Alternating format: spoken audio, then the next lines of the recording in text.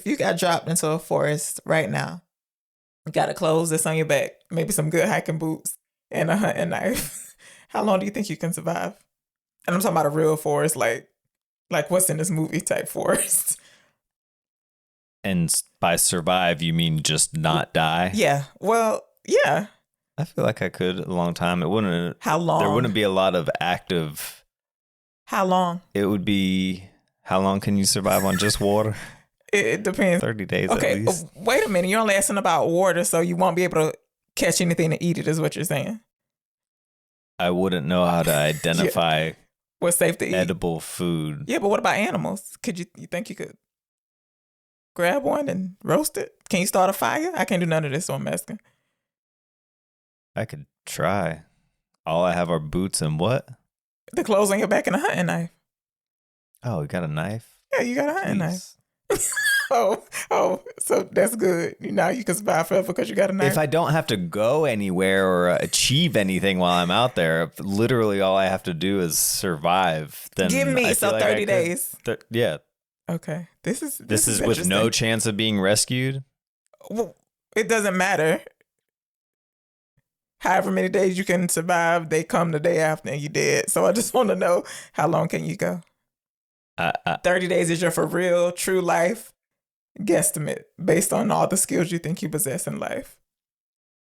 No, I think I would survive until a disease got me, or a tooth problem. A tooth problem would be the end of it. My mind is blown that you think you could just be out in the wilderness by yourself. Okay. I'm not saying it would be a good life out there for me. It would be a horrible existence. I wouldn't be like living in luxury or crafting a shelter for myself. It would be like, that's funny, getting dysentery or trying not to get dysentery from drinking bad water. Can you read the stars and know which way is north? Okay, absolutely not. Okay, talking about you can live until a disease got you and a tooth. All right, buddy. I wouldn't have any substitutes for that. What do you mean substitutes for it? For any, they'd be like, mash the tree bark up with the rock and make toothpaste or something like that. I wouldn't know any botany.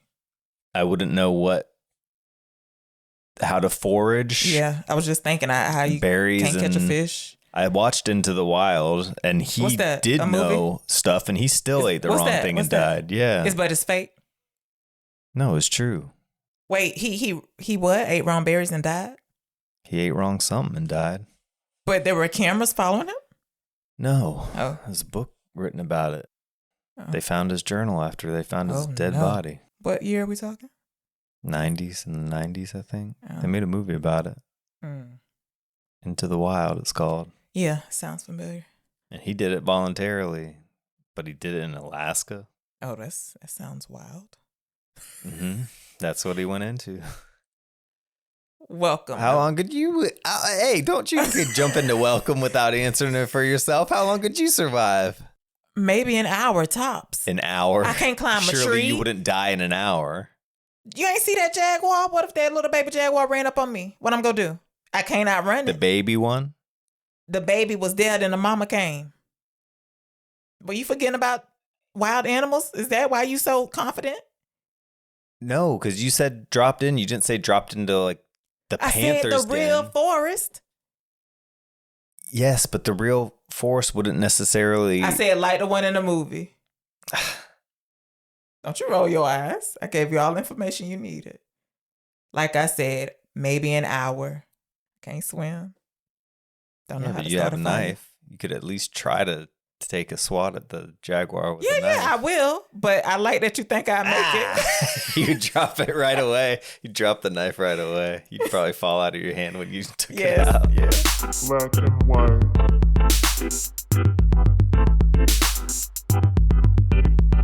Black and white.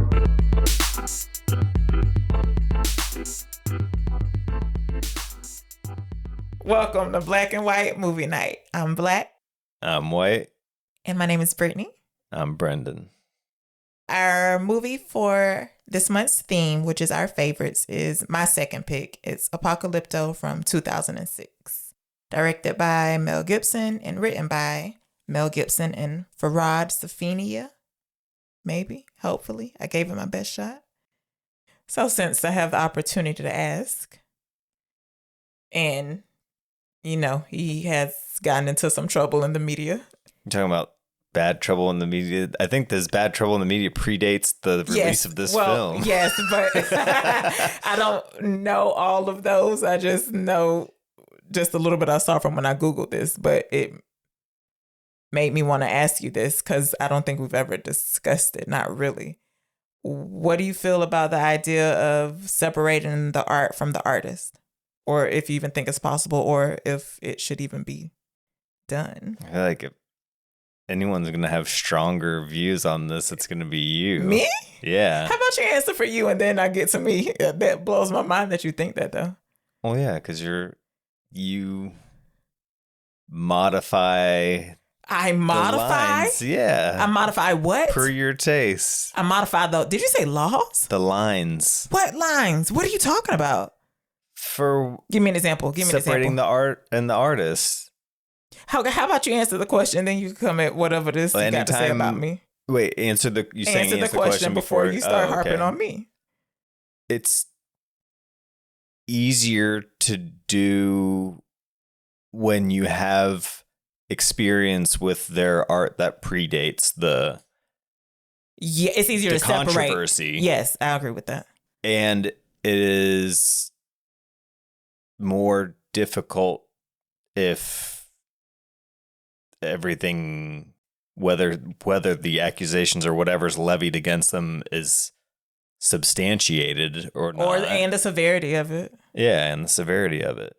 It's not a cut and dry thing. It's so individualized, like it has to be taken on a case by case basis. Okay. The blanket statement of wiping somebody out based on a perceived slight or transgression. You don't go for that.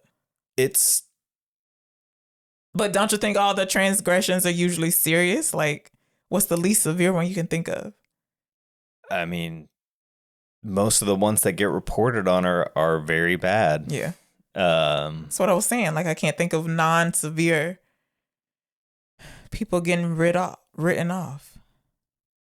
Yeah, and they don't always it's not always necessarily like a lasting thing. Sometimes it just changes their fan base or who they expose themselves to. It's really strange. Awful times we live from that standpoint. Wait, what? Awful times we live in from that standpoint because what? Yeah, because it's just... because they could even still get a different fan base that's geared towards the bad behavior. Is that what you're saying? Yeah. Oh, okay. Yeah. And they just sycophantically appeal to that for whatever their own gain or whatever purposes they have. Yeah, I mean, his case is very divisive because of how bizarre it is, too. Oh, like it sounds like he's really sick? Is that what you mean? No. Because... what he said was ludicrous. You talking about the responsible for all the wars in the world comment? What comment are you talking about? Yeah, no, but didn't everything start again? I'm not extremely well versed in everything that happened to Mel Gibson, but I feel like it all started with the stuff with his wife, right? I don't know if that was the first thing, so I don't know. I know what you're talking about, though. Okay. They're drunken. I thought the wife stuff was first, and then it was a landslide from there of like getting drunkenly pulled over by the cops and the anti-Semitic rant. And I thought it all started with the wife secretly recording him. And then it was like, maybe show everybody the monster that is lurking underneath. Yeah, it's crazy. So you only read about the anti-Semitic rant to the cop? I didn't know about that. I know about the wife. Oh.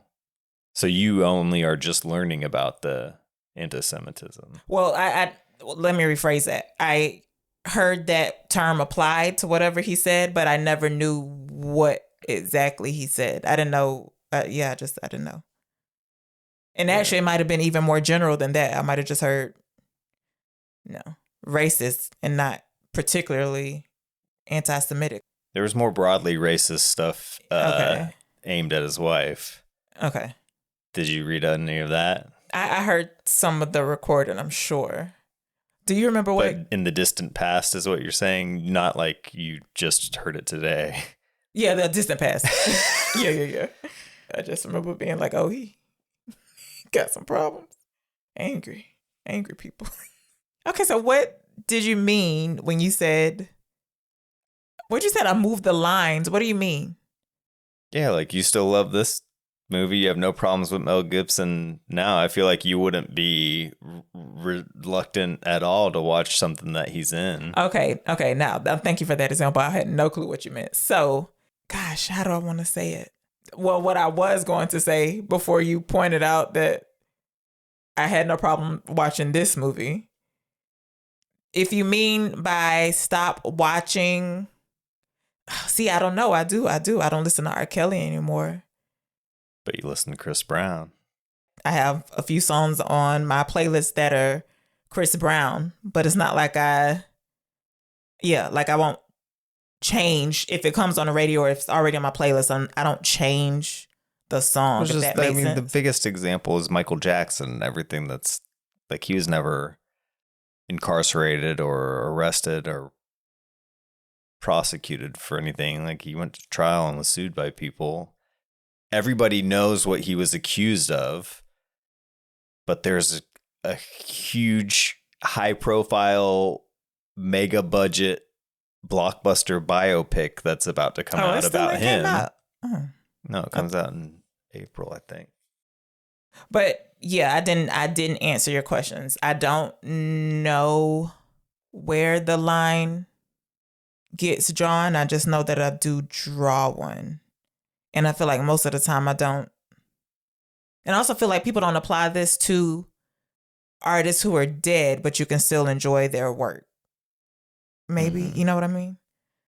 I don't know. Something about supporting them still versus when you learned about the thing. Like when I first experienced Apocalypto, like I didn't know about this. Do you know what I mean? Like he hadn't done any wrong yet. It's not like he's the star of it, so you're not having to like there look are at other him people who and would be be like, affected by. But he said, yeah, he yelled at his wife to blow him, and what? I don't want to hear no more of this. But yeah, like this, it's not just his movie. Like other people are involved, and their work should still be experienced.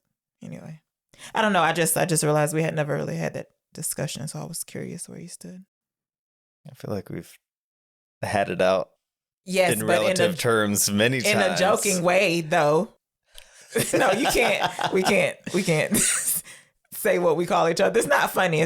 That's making light of a situation. It's not okay. We're gonna have to put a warning at the top of the episode.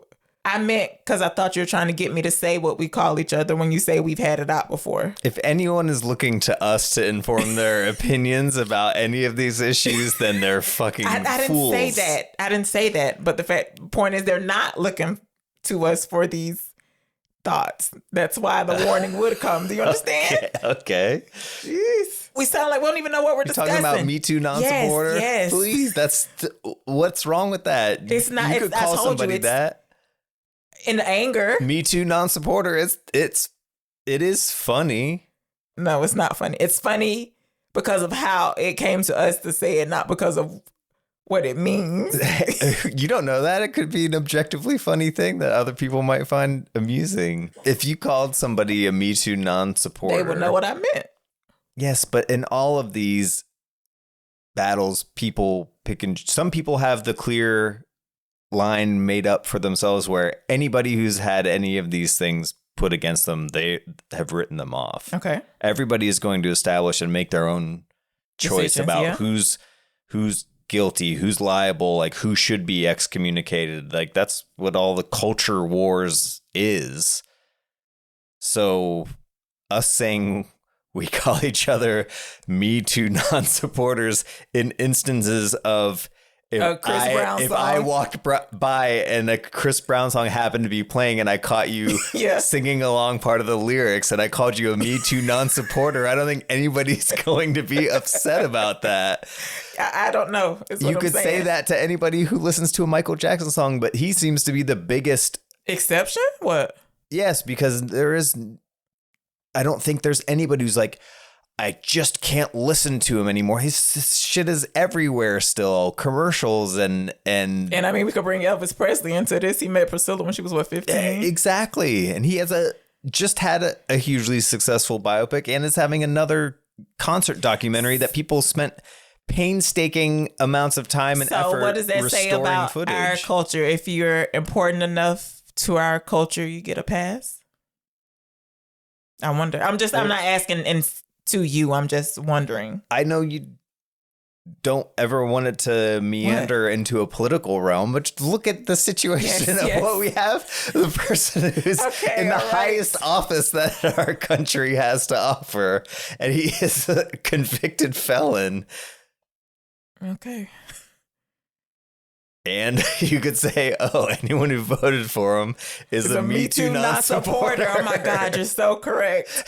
Oh my God. It's crazy. I didn't think about that. That's a lot of people. Yeah, so there you go. Me Too non-supporter. Turn the podcast off if you're so riled up about that term. Nobody gives a shit. I don't know if this stand in, buddy. I can't think straight right now. Whew, all right. Look at us discussing real life stuff in relation to movies.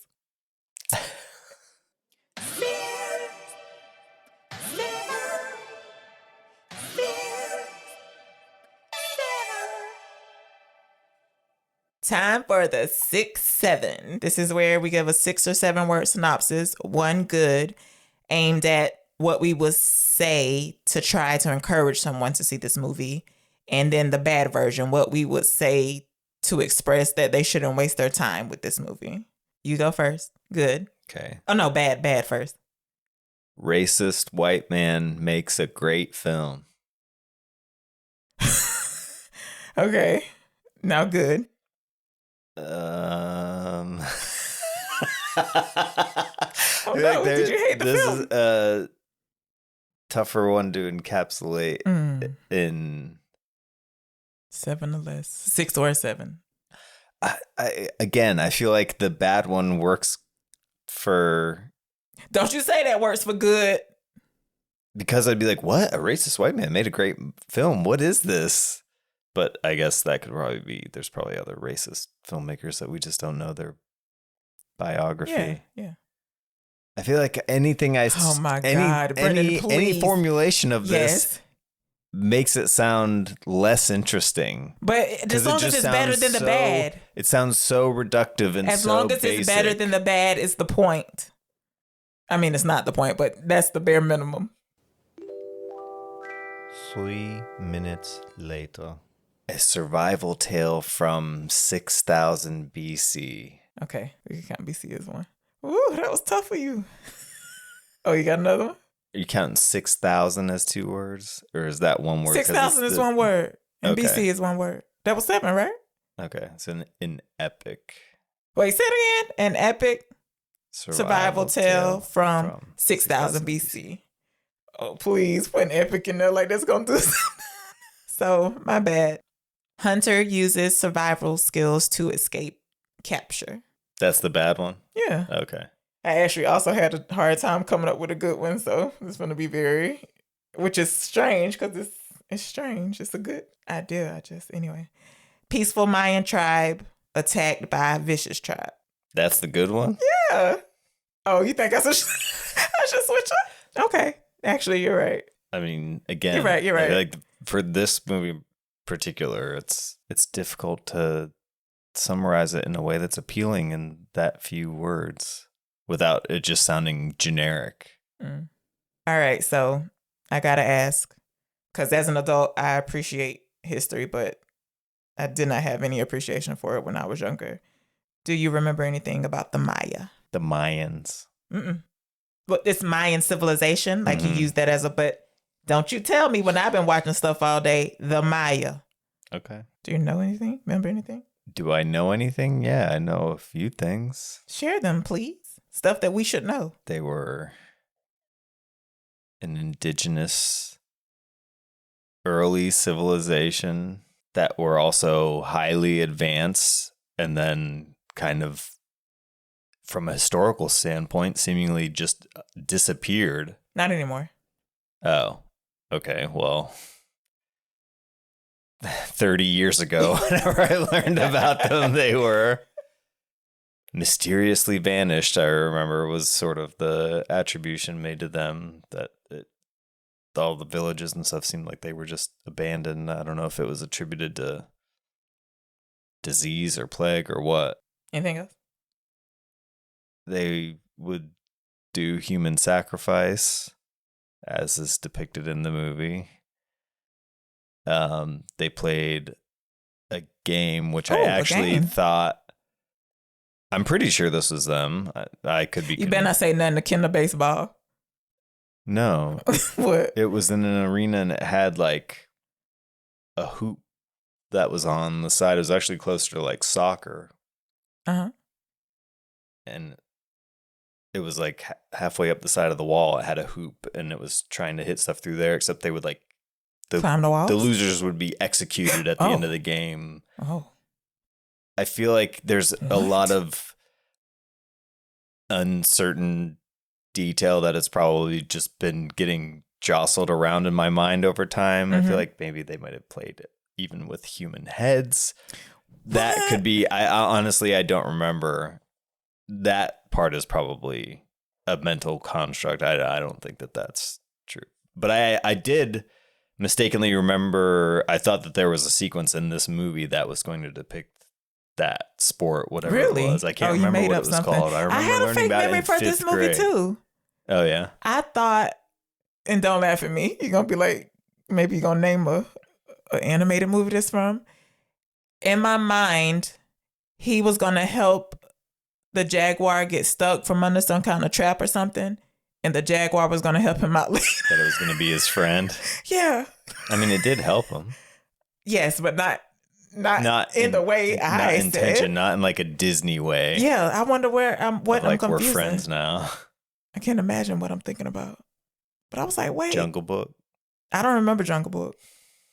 So, I don't know. I only asked you that because I remember nothing. Okay. So you did great. Just some quick things. They're responsible for development of mathematics and astronomy, something about the use of zero in positional notation. I don't know. Don't give me the lion. Okay. Quote in a Britannica excerpt: peaceful stargazers and calendar keepers supported by devout peasantry.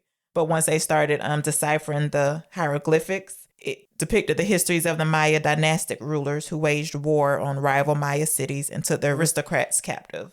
The captives were then tortured, mutilated, and sacrificed to the gods. Indeed, torture and human sacrifice were fundamental religious rituals of Maya society. They were thought to guarantee fertility, demonstrate piety, and a word I don't use, propitiate. You ever heard of that?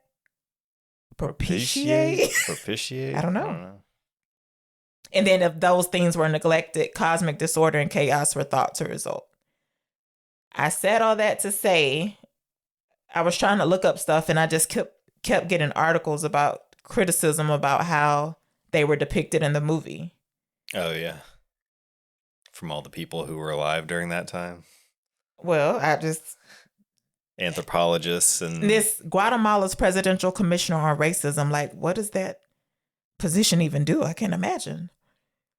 So he said the film set back understanding of the Mayan people by 50 years and compared its impact to that of the negative images of Native Americans in U.S. movies from the 50s. Quote, it shows the Mayans as a barbarous, murderous people that can only be saved by the arrival of the Spanish. And I thought that was really interesting because if he had paid attention to the prophecy of the little girl, it had nothing about being saved by the Spanish. That was the Spanish was going to finish them off. So I thought that was strange. If anything, it was just like a deus ex machina of like the I thought it was a strange take that he thought the Spanish were made to look like the saviors. Yeah, I didn't get that impression at all. Wild. All that led me to think, I think I already know where you stand on this, but I just want to hear you voice it. How do you feel about Hollywood having a responsibility to depict some things in a more accurate way? I don't think that they purport to be doing that. So I don't think, unless they do or are, if they are expressing that from this is the most historically accurate, everything in here is fact checked, which they never are. I mean, other filmmakers take it to a greater degree, but they still give themselves a trap door to escape through for being held accountable. Like, you can't recreate the past with 100% accuracy in any way. So anybody trying to lay a claim like that shouldn't be doing so in the first place. Even with Titanic and how much effort and furtherance James Cameron did for reviving interest in it. Not just that, but like all the extra exploring that was done of the wreckage, and even after the movie came out, that he was a deep sea explorer, and they pretty much helped invent technologies that allowed them to explore those wreckages even further. So yes, my first thought was absolutely not. They're in the business of entertainment, not education. But then I started thinking about the younger population, like even me, like when you see that, even though it's a movie, I feel like a part of you still believes like that's the way things are in the movie. Does that make sense? Yeah, I mean, it's the same. What? Like, what accountability do you hold parents to for telling kids about Santa Claus or anything like that? That's like, that different. If anything, that's more damaging than taking someone to go see a movie and being like, yeah, they film this with cameras and those are actors. Like, there is a unspoken agreement or understanding that you should have that it is make believe, even if it is attempting to depict reality in some way. Yes, but I'm saying maybe that doesn't come until a certain age, is what I'm arguing. Or not even arguing, just saying. Okay, so what you're also saying is that if somebody watched a movie and thought that it was reality, that it would be the filmmaker's fault. No, that's not what I'm saying at all. I was just saying I hadn't considered younger people being impressionable is all I'm saying. No, I don't think it's the filmmaker's fault. Yeah, but you're familiar with the rating system and there being the idea of filtering and censoring your children from seeing stuff at a young age. Okay, so maybe these people would argue, I'm not. And this is an R-rated movie. Yes, but then maybe some people could argue that there should also be a rating or filtering system for movies that aren't historically accurate. Does that make sense? I'm not arguing for this. You just said that and it came to my mind that somebody could be like, oh, well. Or I actually thought that's what that blurb at the end would cover. This is a fictional story, the likeness to any character or whatever. They always have that disclaimer at the end of the credits. Maybe I should move it to the every front. movie. And that would satisfy people from arguing the source of things. People are already up in arms about About what? Costuming for the Odyssey, for the Christopher Nolan movie. What do you mean? I thought this was mythology. This isn't the traditional armor that they would have been wearing at that time. It would have never looked like that. Wait. It was the Greek army. Yeah, but then if you look up what they would have been for historical accuracy, it would look stupid as hell. Nobody would want to watch it. So, yeah, nobody cares about it being modified. And if anyone thinks that they could reproduce exactly what they were making during that time, they should be making movies. What? Yeah, and I mean, it's just the stuff that people choose to take issue with is interesting. people just want to be upset. They want to be bothered by stuff. Like, who is the authority? Who is the authority? The like, what the public fuck do you care? Become a costume designer, then prove everybody wrong that you're. Look at you! Look at you! You really upset by this Odyssey thing. I'm not. You should see your face. You look so serious. All right, you calm down over there. So the cast: it's Rudy Youngblood as Jaguar Paw, Gerardo Taracena as Beetle Eye, Raul Trujillo as Zero Wolf, Jonathan Brewer as Blunted, and Dahlia Hernandez as Seven. So Raul Trujillo, he was the villain. He was the only one that I recognized from other stuff. And it was amazing to me looking up the cast, and I'm like, I guess it would have registered to me or would have been referenced elsewhere if any of these people would have done anything else significant. But I would just remembered having that thought again after watching and being like, unbelievable that virtually none of these people went on to have bigger careers, especially when you see how much work Lily Gladstone got off of doing Killers of the Flower Moon. I know, we're finding out she was in other stuff prior to that, but seeing how much more. Well, I can't speak on that. I didn't look her up. You know what I mean? Like, I don't know what her career did after the win. Yeah, but you recall having seen her in trailers for stuff. Maybe one. That's what I'm telling you. I don't Okay. remember. But anyways, I'll take your word for it. Rudy Youngblood. Absolutely. This was his astonishing film debut. He was in a video, but that's what it said, the only credit before that. Yeah. And I mean, a lot of the credit goes to the filmmakers for creating a totally immersive world, and part of the strength of keeping that illusion up is not being able to recognize any of the actors or having that be intrusive in any way. It was funny, though, the guy who plays the main villain, Zero Wolf. Seeing... Well, you keep saying main villain. You do mean the older one. Yes. Okay, yeah, okay. Like the leader of the bad guys.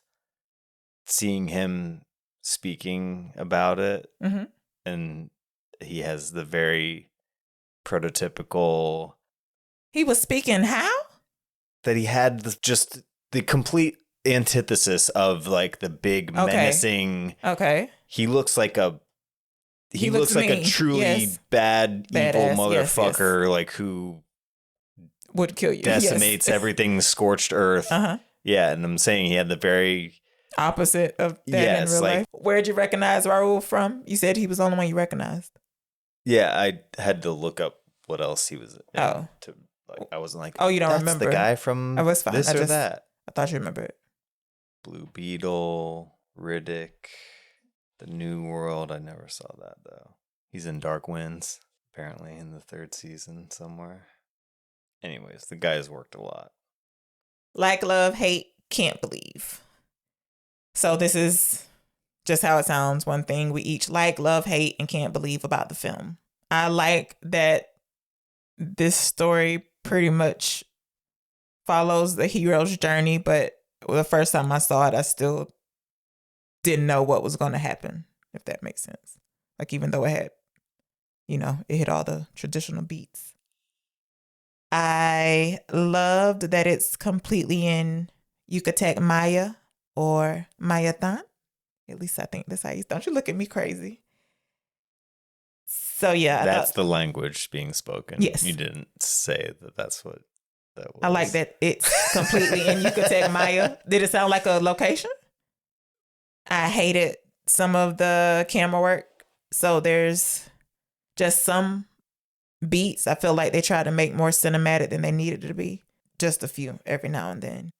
And can't believe, the scene where he's running and it turns from night to day. Just like the stamina to do that. And then the fitness and skill to be 100 back then. I feel like it would be an insane amount of, not physicality, what word am I talking about?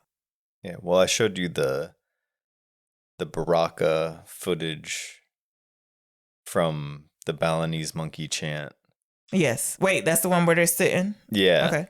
That they used in the fall whenever they're getting the map directions of the people doing the back. I knew you were going to do that again. Look at you want to be that so bad.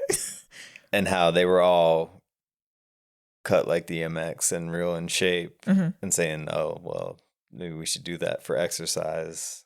Because that was just like the lifestyle of the entire civilization was geared around that. The hunting, the stamina, all that stuff. So that was just the entirety of their existence, right? Yeah, you just had to be that. What about you? Like, love, hate, can't believe. I like that it is in another language, a dead language. No. There are still modern. Yeah. As of Maya. the 21st century, Yucatec is spoken. Well, there's more than, there's several Mayan languages, but it's still spoken by about 766,000 people, and 735,000 of them are in Mexico. It's one of the world's largest indigenous spoken languages. Oh, wow. Yeah. Also censor on it. I like that.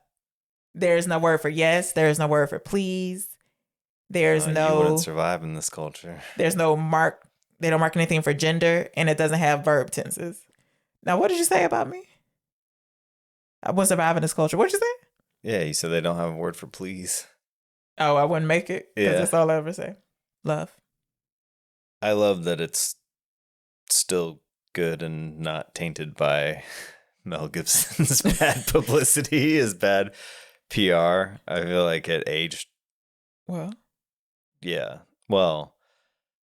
And it's also a bigger testament to his abilities as a filmmaker because he was riding high off of the success of, he had Braveheart. I don't know what the in-between one was, or if he even did have one in between, because he did Braveheart, which was like 1995. He directed that. And it was a huge awards season favorite. I think it was Best Picture and Best Director. Have not seen it. Yeah, and then Passion of the Christ, I think, was directly before this, which I didn't see that either. Well, that was in Aramaic, which is the dead language. Okay. Or I don't know, maybe there's 100,000 people still speaking it by the River Jordan. I don't know about. But again, that's doing a movie that has a very well-known story and a very broadly appealing story worldwide. I'm pretty sure it still holds the record domestically, but I don't think internationally anymore, of being the highest grossing R-rated movie of all time. I think domestically in the US it still holds that record, but there's no way it does internet. Like in global box office, I think Deadpool and Wolverine is probably number one or something now. Hate, I'll just throw it back in there that Mel Gibson secretly is a piece of shit. And I feel like, it was a devastating blow to his career. He still gets work, but I don't think he ever recovered. Oh, so you think we don't know what might have been if he was decent? I think it peeled away a layer, and I feel like there's been a lot of distance put between the inciting incident, and he hasn't had any other flare-ups or recidivism or whatever, but it destroyed so much. I mean, you liked Hacksaw Ridge. He directed that. I liked Hacksaw Ridge. A lot of people like that movie still. He didn't put himself in it. I don't. This is not about a man who wants to be a pacifist. What's Hacksaw Ridge? Yeah, that's the pacifist. Good. Yeah, he won't carry a gun. Okay. In war. I was like, I don't think I know what movie you're talking about. Yeah. Oh yeah. Has your boyfriend Vince Vaughn? That's not my boyfriend. Seen being photographed in Trump's office. See, this is another person I drew the line on, kinda. Oh, you disavowed him now? Yeah. He's out of your stable. Please, I used to enjoy the way he approached comedy. I like that where it's just that you don't have to do obvious jokes to be funny. You know what I mean? Okay. Yeah, you dug his style of humor. And can't believe... Yeah, I mean, I can't believe how well it holds up. You already said that.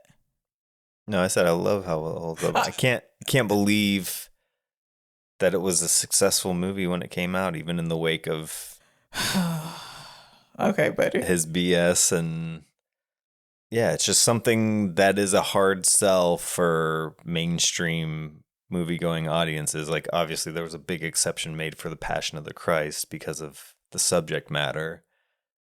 I would wager that was, maybe that still is, in America, the highest grossing subtitled movie ever released, because culturally we're such ignorant pieces of shit. We can't even watch a movie in a foreign language and admit that it's great. I wonder what the trouble is with people who don't like subtitles. Like the highest I told you this and you were like, what? So the highest grossing movie of last year was this animated Chinese movie, and in America accounted for 1% of its total international gross. Oh, wow. So China's movie market has grown to be as substantial as the American market if it's the right type of property. This movie made $2.2 billion, was the most successful movie by the widest margin, and anybody in America would not even know what it's called. You were saying that you didn't call us stupid, but we can't be bothered to read something in a different language. Yeah, generally it becomes like an immediate shutdown, or it's strange to me that it's still such a strong sentiment. Yeah. Like a rejection of foreign culture. And then there's me who had a fucking closed caption thing to hold up while we went to go see Dune the second time. Mm-hmm. Dune 2 the second time. I could not. It's mumblecore. No, it's not that at all. Ready for the plot? Yeah. So we get a quote that says, "A great civilization is not conquered from without until it has destroyed itself from within." W. Durant. Did you look up the origin of that quote or who that was? I meant to do that. I did too. No, I didn't. Let's see now. Since we can do movie magic. And since we're in the middle of our culture being destroyed from within anyways. You know, I feel like there's never any place. But it says, maybe it's from a book. Will Durant, The Story of Philosophy, the Lives and Opinions of the World's Greatest Philosophers. Philosophers. So we had an interesting start to this movie. We did? Yeah, oh. I thought so anyways. Okay. Neither of us had seen it in a long time. Yeah. You admittedly had no memory of where you came across this movie, but I remember you saw it. All you the just movie. Remember being impressed, and I remembered all the movie. Okay, but no, I don't know why I saw this. But you couldn't, nor could you recall what if there were subtitles, correct, captions, which you're so fond of, yeah, which give you tremendous insight into what's actually being said between all the people in the movie. But when this movie started... Mm-hmm. Please, we didn't turn them on because I thought they were included in it. I just thought it wasn't the time for them to start yet. You know what I mean? Mm-hmm. Okay, so what? So you did have a false impression as it was starting, though. They were beginning to speak. There were no subtitles coming up saying the English translation of what they were saying to each other. Okay. And whenever I stopped to turn the captions on, you thought you were understanding everything that they were saying to each other. Yeah. Even without the captions. And you're saying that's impossible? What part we got to without the captions? Do you remember? We'll tell how it starts. They didn't start speaking to each other until after. Right. So we get the quote. Okay. We push in slowly onto a lush, green, peaceful forest. We see someone, we don't see their whole body, just like from their waist down. They Penis is out. We don't see the penis. They cross the frame. They're not running, but they're not walking either. Then we get a taper that busts through the scene, and it's very chaotic. We get little flashes of men who are following after it. Nets are being drawn up, and at first you think maybe they just missed capturing it, but you realize that they're dictating the way the taper is going to run. And then eventually we get a slow-mo shot of a bone twirling in the air, and it's acting as a sort of a pin for a different trap that has super long spikes, and it swings out and impels the taper. We watched all that, right, without subtitles because there's nobody saying anything. Mm-hmm. The hunters come out. We see our protagonist, Jaguar Paw. He finishes the taper off. All the men help lower it to the ground. Jaguar Paw I might call him JP. JP starts divvying out the parts of it. So the organs. Yeah, the heart, the liver, the ears. So the thing that swings out with the spikes is like a huge lever. It's like there's a tripwire set up that this thing runs through that initiates this, and it's like it's like the size of a tree that has huge spikes on it that's swinging out from the side. Mm-hmm. And it's multiple spikes that go through this thing and basically take it off the air. So it's suspended in midair on this thing. Yes. But it's still alive. Yeah. And it's like moving around squealing. So that Jaguar Paw comes up and like cuts its throat so that it dies. And then they work together to push it off of the spikes. Yeah. And onto the ground, and then he cuts. All of this I have said. Why are you restating it? I'm just illustrating it a little bit differently because I feel like a little bit the way that you explained it, you're like, and then it runs this way. I felt that was the liveliest discussion of a scene I've ever given on this podcast. I am really shocked and amazed that you felt that was a bad monotone, sleep-inducing. I just feel like I was illustrating it differently. Like this thing, it's a taper. Like, first of all, that's not a common thing to know what it is. No, I was it's calling huge. this thing a bore till I rewatched it and saw that when he's talking about the balls, he said taper balls. I was like, oh, let me look this up. Yeah, because it looks like a gigantic boar, but it's got a long like snout. anteater kind of snout kind of thing. But yeah, so it's a big beast. It's not as big as like a bear, but it's big. Yeah, but not as small as a boar. It's a big thing. Yeah, so then he disembowels it and he's divvying out the organs like prizes, like based on badges. Your contribution, yeah, maybe. Yeah, whatever. Okay, so when is the subtitle stuff coming in? I'm you saying gonna stop it me? wasn't. He gives the heart to somebody, then he pulls out the liver and gives all of this I've said. Yeah, and it wasn't until the testicles. I was gonna say then after the balls, that was when I was like, now wait a minute. There's no way that this was going on and people were accepting this with no subtitles or captions in the theater. And that's when I went and turned them on. And so my assumption was that because of the movie and the way that it is, that it was just going to be built in. You wouldn't have to activate the subtitles. Right, which is why I was like, okay, they coming. We just don't need them yet. But that wasn't true. Where are you saying we stopped to turn them on? Right here? Yes, right here. Before he took the balls and bit them? Yes, before he bit them, but after he was given them by Jaguar Paw. And you rewound? Mm-hmm. So what's so funny about this? You don't think we would have understood what was going on without the subtitles and the balls, is what you're saying? Yes, I have another note later. Especially when the daddy do his hand to mimic sex. I don't know, he might be grinding something, I don't know. Yes, that's what my note is, because after... We'll get to it. So Jaguar Paw extends the balls to Blunted. And he's like, not this again. And he was like, I'm trying to help you. He was like, how many times does it take? You eat it. I think you said jaguar balls. I said Jaguar Paw. I did not say Jaguar balls, did I? I thought you might have said Jaguar Paw gave the Jaguar balls to Blunted. Don't make me die. I don't know. Okay. Let me say that again for you guys. I'm not editing this part. It's too much. Whew. Jaguar Paw extends the taper balls to Blunted. And Blunted goes, not this again.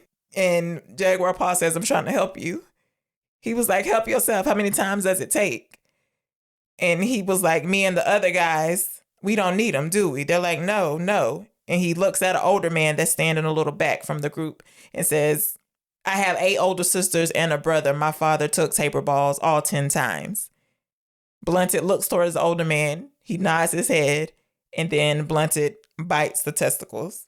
And the whole group erupts in laughter. They've been fucking with him. I don't think they start laughing because he immediately spits it out and throws up. Oh, okay. Yes. Sorry. And then they start cracking up. And he's gagging really hard. Like, they must be disgusting. And he realizes they've been fucking with him. None of them have ever tasted the testicles. He lunges at Jaguar Paw. The rest of the hunters pull him apart. The older man takes him off to the side. This is Flint Sky, by the way. This is Jaguar Paw's dad. Yes. He asks, why do you let them treat you like that? He was like, all your equipment works, doesn't it? He was like, yeah, I just can't have children. Yes. So they're standing off to the side by themselves. They're surrounded by dense forest all around. They're just speaking to each other. Yeah. There is one mild pantomime when he's indicating sex, which is not a clear sexual like pantomime. Yeah, it looks like back and forth, like motion. a little bit of punching fist. Yeah. Oh, okay. And then I wrote the note, like, during this scene, do you think you would have had any understanding of what they were talking about at all? But even if I didn't, once I saw the Sawanza leaf gets handed to him, and then once they come out of the tent, hot mouth, hot dick, I would have put it together. I think. But I don't think you would have known that he was saying put it all over your penis. Yes, that's what the joke would have had to make me realize. But all you see is him handing him a little pouch and talking. It's not a pouch, it's loose leaf. No, it's in a little pouch. No, it's a loose leaf. I just watched this you're talking about the Sawanza leaf, yes? The stuff that he rubs on his penis? He pulls out 2 of them. He gives him 2.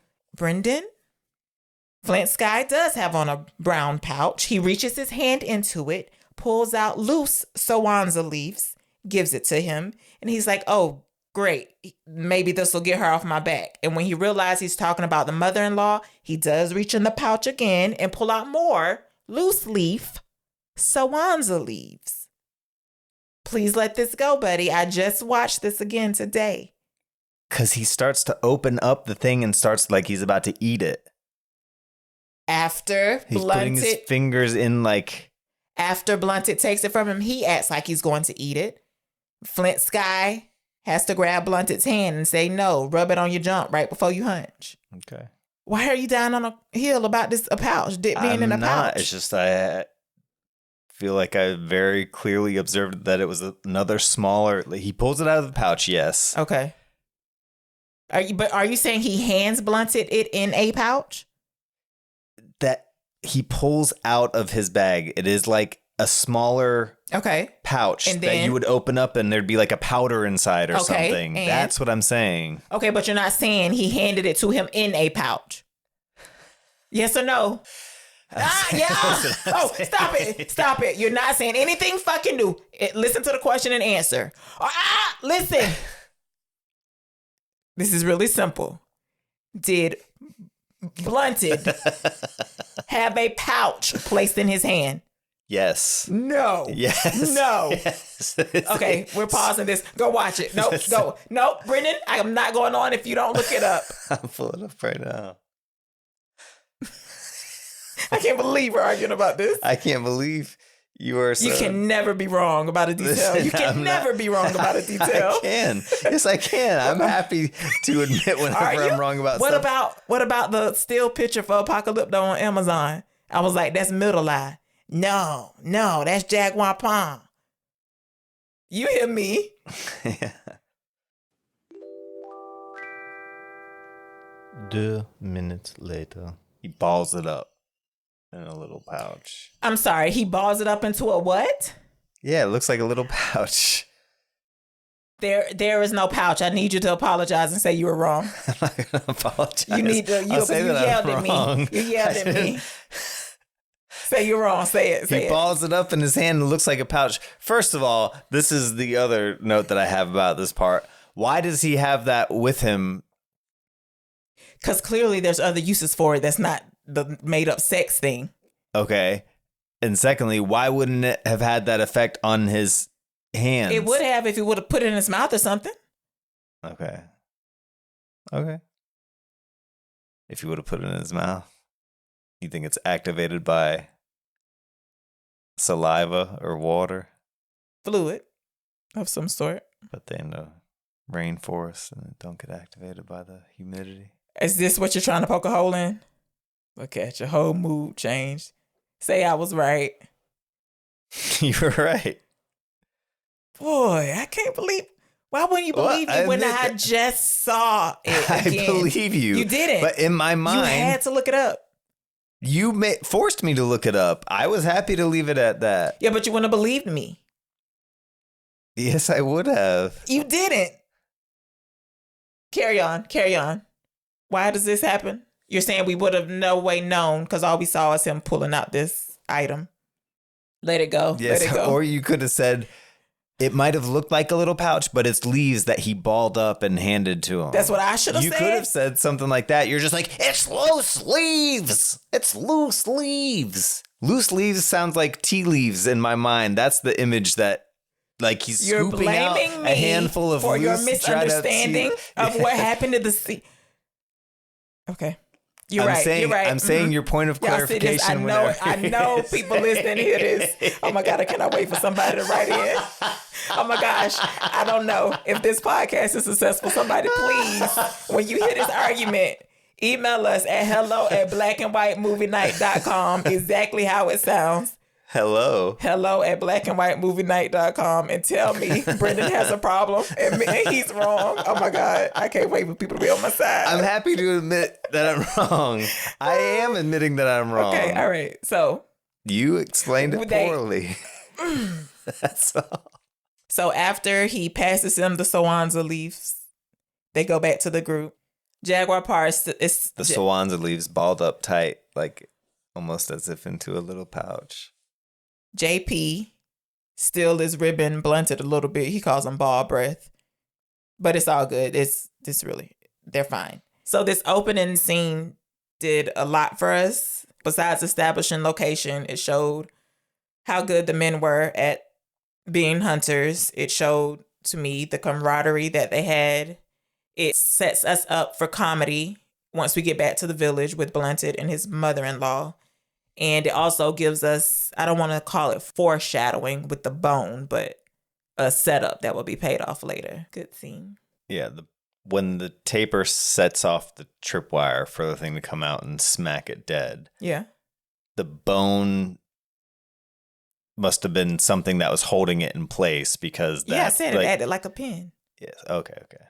So Jaguar Paw is the first one to notice that something's wrong because we see him stare off into the distance.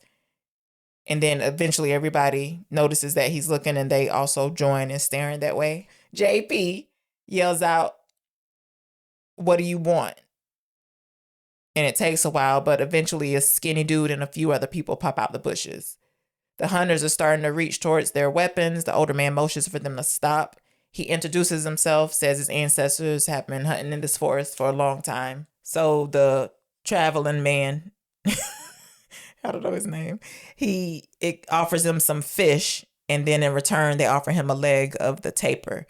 And he says, "We're just trying to pass through." Flint Sky tells him to go ahead. After that, a whole bunch of people come out the bushes. And he's like, our lands were ravaged. We seek a new beginning. And we see some of the people are bloody.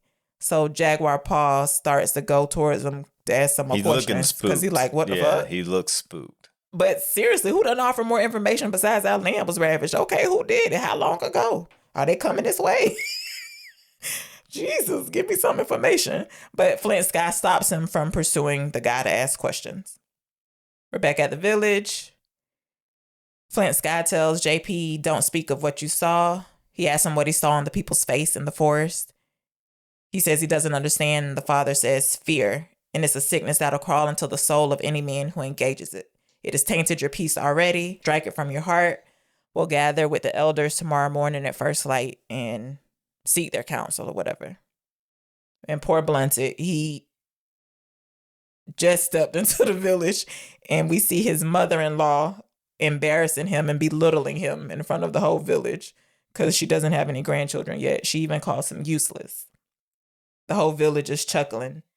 We see Jaguar Paw watching a little boy. This turns out to be Turtles Run, his little boy.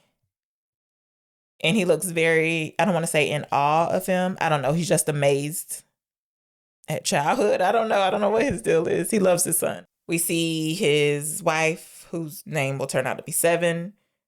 Fast forward a little bit where it's nighttime. We're fireside. That was his wife's name was Seven? Uh-huh. 7, like the number. Uh-huh. Just saying, I didn't catch her name at all. No, I don't think they used it at all. You skipped over a huge thing. Oh. Please. After all that fighting about the sriracha leaves, what are they called? Sawanzo.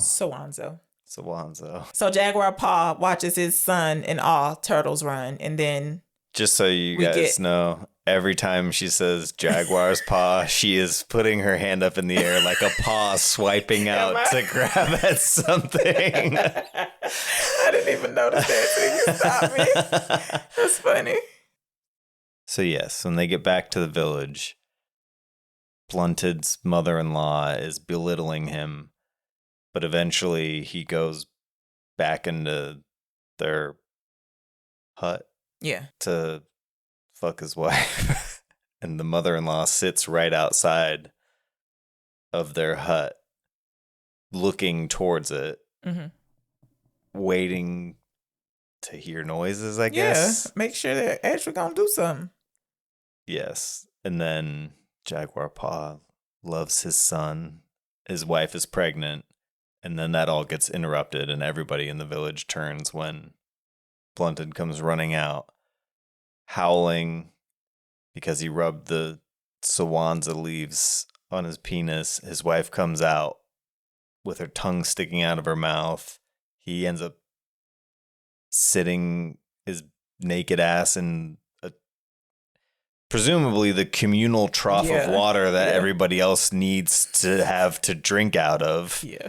But everybody's having such a hearty laugh at the joke that I guess not just the hunters knew about. I guess it would be objectively funny if somebody came running out of their hut naked, crying in pain and holding their penis and balls, regardless of knowing that they had had a trick played on them. Yeah. It's the laughing stock. This goes a long way towards later paying off when you quickly hear you're laughing with everyone like, ha ha ha, they're playing a joke, funny joke. But later when he's getting like beat and subjugated and seeing his wife getting drug off, then you're like, it makes you feel extra bad about laughing at him earlier. You didn't think so? No. Okay. Maybe that was just me. I just felt bad for him. That didn't make me feel more bad. Okay. So it's nighttime or fireside, and there's an elder telling a story about a man who's sad and lonely. And all the animals of the forest each give the man a gift. So like, I forget, somebody gives them their good eyesight. Not the owl. Somebody else gives him their strength. The man leaves eventually, and the owl counsels them in maybe another animal says, I'm scared. Long story short, I was like, the man's insatiable. He'll always be sad. Y'all should have made him more knowledgeable. So it's just a before picture showing their community and how things are before all hell breaks loose. And at one point, you can see that jaguar paw is distracted. His wife has to say, come back to me, to bring his attention back to the present. So it's the next morning, the dog is barking. Jaguar paw is having a dream. So the man that he saw passing through the forest is sort of hyperventilating. He has his heart in his hand. There's also a dog beside him that's barking. And he says, run. And in that moment, he wakes up and his wife also mentions that he needs to make the dog shut up. And eventually we hear the dog make a whimper or a yelp. So someone has done exactly that. He looks and he can see men moving in the bushes and he realizes he needs to get them to safety. But before he can do that, one man attacks. We should take a second just to try to describe. What? Because I feel like we didn't really. Describe who? All we said was, I jokingly said, you said you see a man from the waist down. I said his penis is out. And you said no. But we didn't say they're basically wearing like loincloths and like the sumo wrestler back part. Yeah, but like butt cheeks are out on the men. The women are wearing like beaded things, necklaces but they're titties out. Yeah, they're not, I don't know if they're skirts. I don't know what they have on, but their bottoms are covered. They all have like long hair. Just to get a sense that these aren't just like people wearing clothes. I mean, we did say that they're minds, but in case you have no concept of ancient civilizations, or is 6,000 BC ancient? That's ancient, right? How long ago is ancient? I don't know that there's a particular time frame, but it must be. I mean, surely 8,000 years ago would qualify as hopefully, ancient. I hope so. Some people would say 20 years ago, that's ancient history. Because there is difference. Like, even the people that they saw, you can tell by the way that by their, like, I don't know, tattoos, or they have different, like, I don't even know how you do that. Like, the like raised skin, different patterns on their bodies, that you can tell that they're a different tribe just by how they're, I don't say decorated isn't the right word, but embellished. They all have their own style. Yeah. Several men are attacking several different places around the village. And again, it's early morning. The village is still asleep. And like I said, Jaguar Paw has realized that he needs to get his family to safety. But before he can do that, a man runs into their hut, if I'm not mistaken. So he has to hit him. But eventually they get to, what is this, a well? But not really, because there's no water in it. A storage. Yeah, no, it's just like a cave. There That's wasn't not anything a cave, down there. Is it? Yeah. You're thinking of a cave as just like a bear hiding in the side of a mountain in a hole. Yes, but is this maybe like just much smaller what Ariel was in The Little Mermaid? The original? You know what I mean? Because like it's down into the earth. Yeah, caves go down. Cave diving, spelunking. Yeah, you never heard of that? Anyway, so he lowers. You're just thinking of it like a bear. Yes, absolutely. But we saw those news stories of that bear that was tunneling under the people's. Yeah, but that's not house. a cave. That's somebody under house. Sub foundation. You know what I mean? But it's down. So it's under. It's not a cave. Okay. So he lowers 7 and Turtles run down into this cave using vines. And as he's doing it, and yeah, he's telling her that he's going to have to go back and help everybody else. And as he's doing this, a man has started looking in his direction and he notices that he's doing something suspicious. So he starts running towards him. So eventually JP has to drop the vine and she falls and lands a little on her stomach. And he has to fight the man. He kills him. Then he runs back to the village. So we get back. We see Blunted is fucking these strangers up left and right. He's doing good. But they're trying to put a net on him to get him under control because he's big as fuck, actually. And I really didn't notice until he's head to head with Middle Eye. JP notices Flint Sky is getting beat. So he does this sort of football tackle style run into Middle Eye. I was just going to say about the vine. Have I ever what? Swung from a vine? Yeah. Are you serious? I am. I'm serious. You swung from a vine? Or have you ever like I held can't climb on a to tree. Which is why I said an hour max in the forest. Somebody dropped me in there. But if a vine was hanging down. Did I ever pull it? No. I don't know what's on that. No. Okay. Where you seen vines at? In Pennsylvania. Oh, I don't like it. I don't like the idea of them. In the woods. Yeah, and I don't even know, who knows what this could have been, but it was hanging down from a tree and it was in the woods, but it was on the side of a slope going down. So it was kind of like, it wasn't steep where you could grab onto the vine at, but it sloped down. So if you swung out on it, it was taking you out over, it would be a far drop. Yes. Okay. Oh, no, this sounds terrible. Not like a steep cliff face, but deep enough. When you're swinging out relative, it gets deeper. And then at the bottom of the slope, there was a sharper drop of maybe like, I don't know, 8 or 10 feet straight down. So I don't know how high up it was, honestly, from the point where you could grab onto the vine. But and where are we? In woods in Pennsylvania? Mm-hmm. Okay. And me and a couple friends How old found are we? it. Would have been 11. I think it was the summer after we had moved down here because we went back up to visit the old neighborhood where we used to live at. And we also have relatives that lived up there.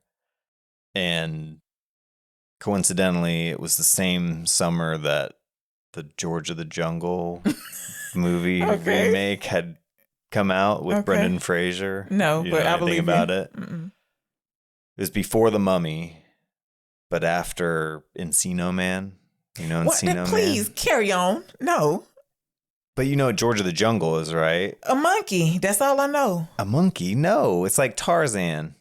Ain't no monkey in there? There is a monkey. The monkey ain't named George? No, George is Brendan Fraser. Oh, well, He's I don't know. Tarzan. I don't know then. It don't matter. I know who the Tarzan monkey is an ape named Ape. It was based off an old TV show. Okay, what about it, Brendan? Jesus. He swings around on vines like Tarzan in it.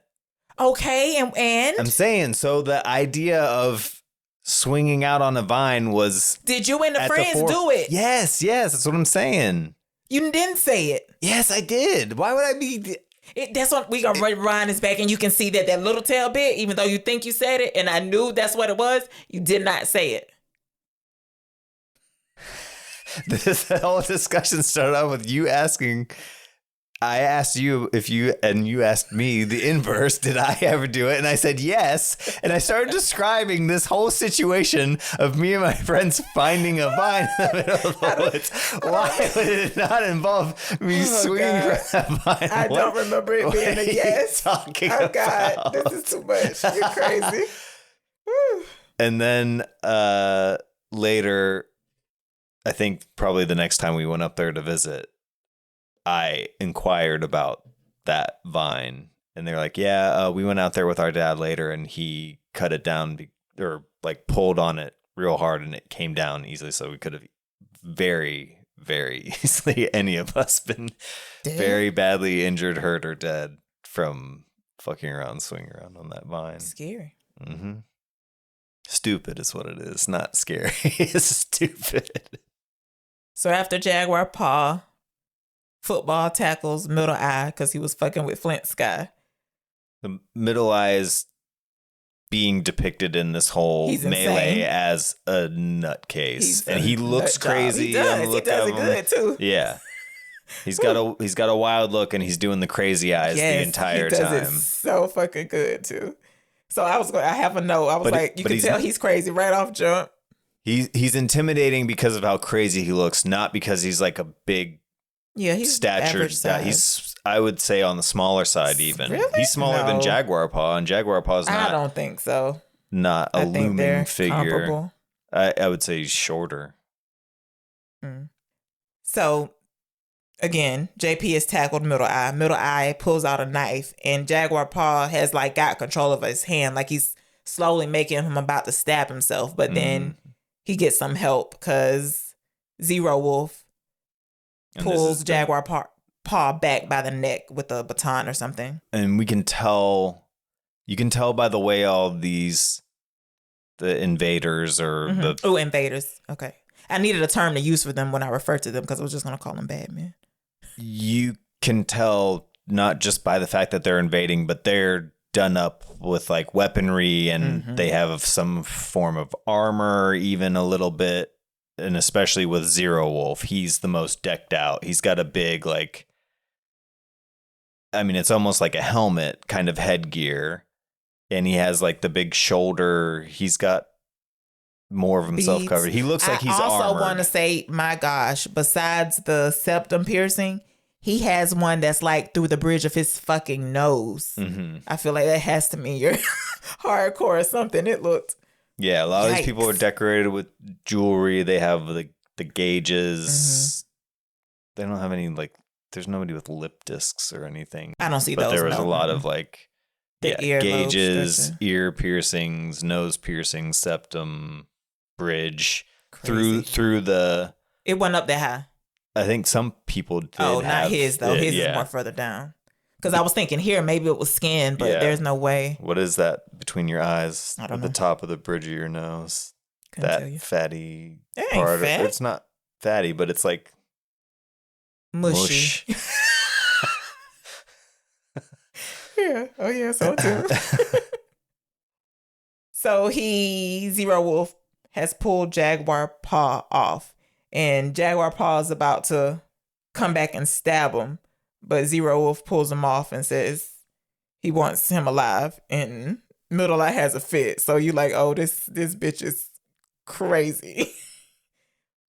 But adherent to what Zero Wolf is clearly the leader of this. Yes, so we can tell he's warring faction. Jaguar Paw tells his father sorry, and Middle Eye clocks their connection. Yeah.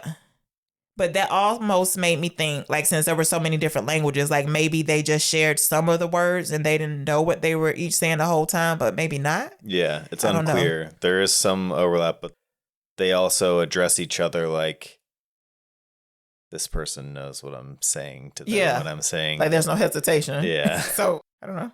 Middle Eye tells the person who has Flint Sky cuffed to stand him up. Flint Sky tells his son not to be afraid. Then Middle Eye slits his throat. And I like this little shot. He looks up at the trees and it's like we momentarily get his POV. It's like the trees get woozy or something. And he falls to his knees. So he's bleeding out from his carotid. Middle Eye gets real close to Jaguar Paw and he says, Olok. And we see that name means almost. He says, that's your name. And then he knocks him out. Hits him over the head. JP wakes up. He's getting tied to some poles. What do you call those? Like, is there a name? They're just bundles of sticks used to help the captives or prisoners stay in a line, like. Yeah. To keep them all as a group. Everybody's tied with the by rope the too, neck. and then tied with the rope to that bundle. Yeah, to a post, and then they're being led at either end, so they're incapacitated to escape or run away. Yeah, and they're tethered to this thing and walking with like, I don't know, 6 to 8 other people. Yeah.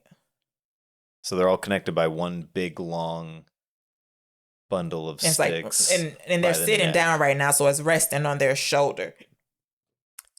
More or less. And the imagery is that they're being taken as prisoners and slaves, essentially.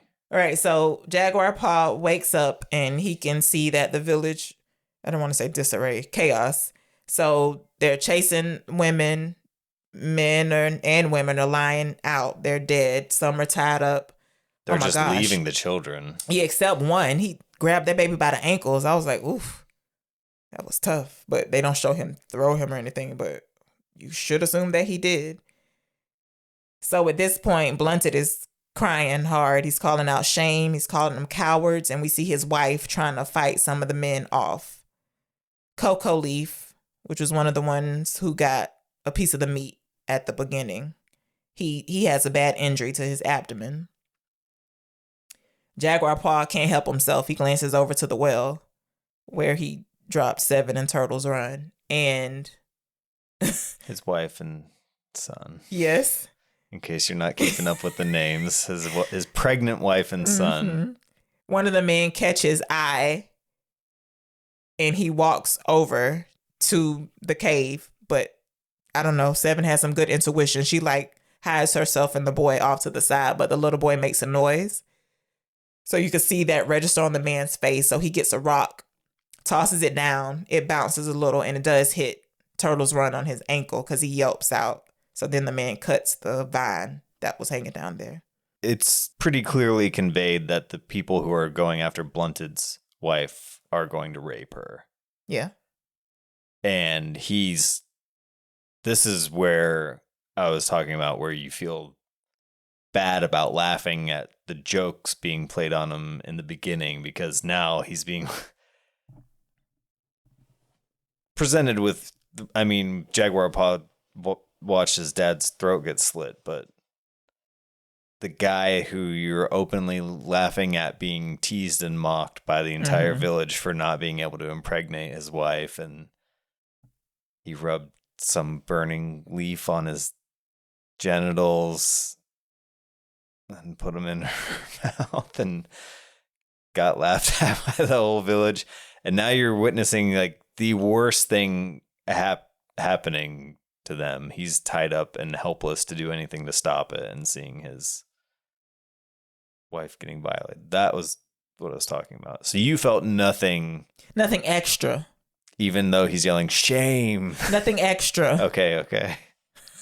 Not that I did not feel bad for him at all. Please, it's a terrible situation all around. So as they're being led off, you can see that his wife is pulling the end of the vine, I guess just to check and see if it catches on anything. They rejoin the rest of the... Jaguar Paw sees the vine go into the hole. I mean, he saw it get cut anyways, but... Mm-hmm. But he can at least knows that she's still... The rock didn't land on her forehead. Mm-hmm. So they rejoin another group, and there's even more... What are we calling them? Invaders waiting. And they have another group of people. And it turns out to be the tribe that the hunters let pass in the first scene. And him and Jaguar meet eyes for a second. And the guys look like, dang, they got you too, huh? Yeah. That really is what his look conveys. They leave the children from that little capture behind, just like the other children in the village, and Jaguar Paw's village is left. But they are following them just at a parallel path. Cocoa Leaf, like I said, he's not doing good at all. He falls down. Little loud, Jesus Christ. So he sits down beside him, pours himself some water. Like the first time I saw it, I was like, oh, he finna give this man some water. But no, he just tells him to get up. He pokes his wound. And when he can't get up, I had a question about this. At one point, JP is trying to get leverage on the rock. Is he trying to help him stand up so he doesn't have to bear the brunt of the end of the weight? Okay. He's trying to help him stand up. Yeah, so he's not having to use... strength from his core or something. Yeah. So he can't do it. So Middle Eye starts hitting Jaguar Paw, and bless this man. He finds some determination to get up on his feet and keep going. And even Middle Eye points out to Jaguar Paw, he's like, this man is a good friend of yours. Jesus Christ. I would have just had to lay there like, I'm bleeding bad. What you want? They're crossing a river. They're all still tied up. So at this point, the kids can go no further. The kids from the village, they tell the other group of kids to come with them, if I didn't say that. There's one who's clearly... older girl. Yeah. The leader of the kids. So like I was about to say, the kids can't go any further once they get to this waterfall area. Except I don't think we know it's a waterfall yet. It just looks like a river. Mm-hmm. Yeah, it's just a river crossing. And she calls out to her mother. She's like, don't worry, I'll take care of them. They're mine now. I was like, oh my gosh, bless her. Raised a good baby. It's like Whew, so many kids. They're like all older. young. She's like 7, where the other I was gonna kids give are her 9. Okay, But even still, still, like, what are they gonna do? So the woman says a little prayer to one of the gods to look after them. maybe I would put this in can't believe, since you didn't want to accept what I said before. What, that they're crossing this river? No, that the kids, maybe it's just not having a clear sense of how long they were following them, but that the kids, the oldest girl wouldn't have just led them back to the village, and they could have found his wife. Oh. And the kids might not be as useful as an adult would, but they could have figured out, she could have told them or instructed them a way to help her get out of that well. I never thought about that. There's a lot of those kids, like they would together would have enough strength to pull her out or help her up in some way. Yeah, I didn't think about it. Yeah. Anyways, they are left by their presumably. But I will say, on the trip back, jumping ahead, after he passes a water, he still has to travel for a whole day before he reaches back to his area. So okay.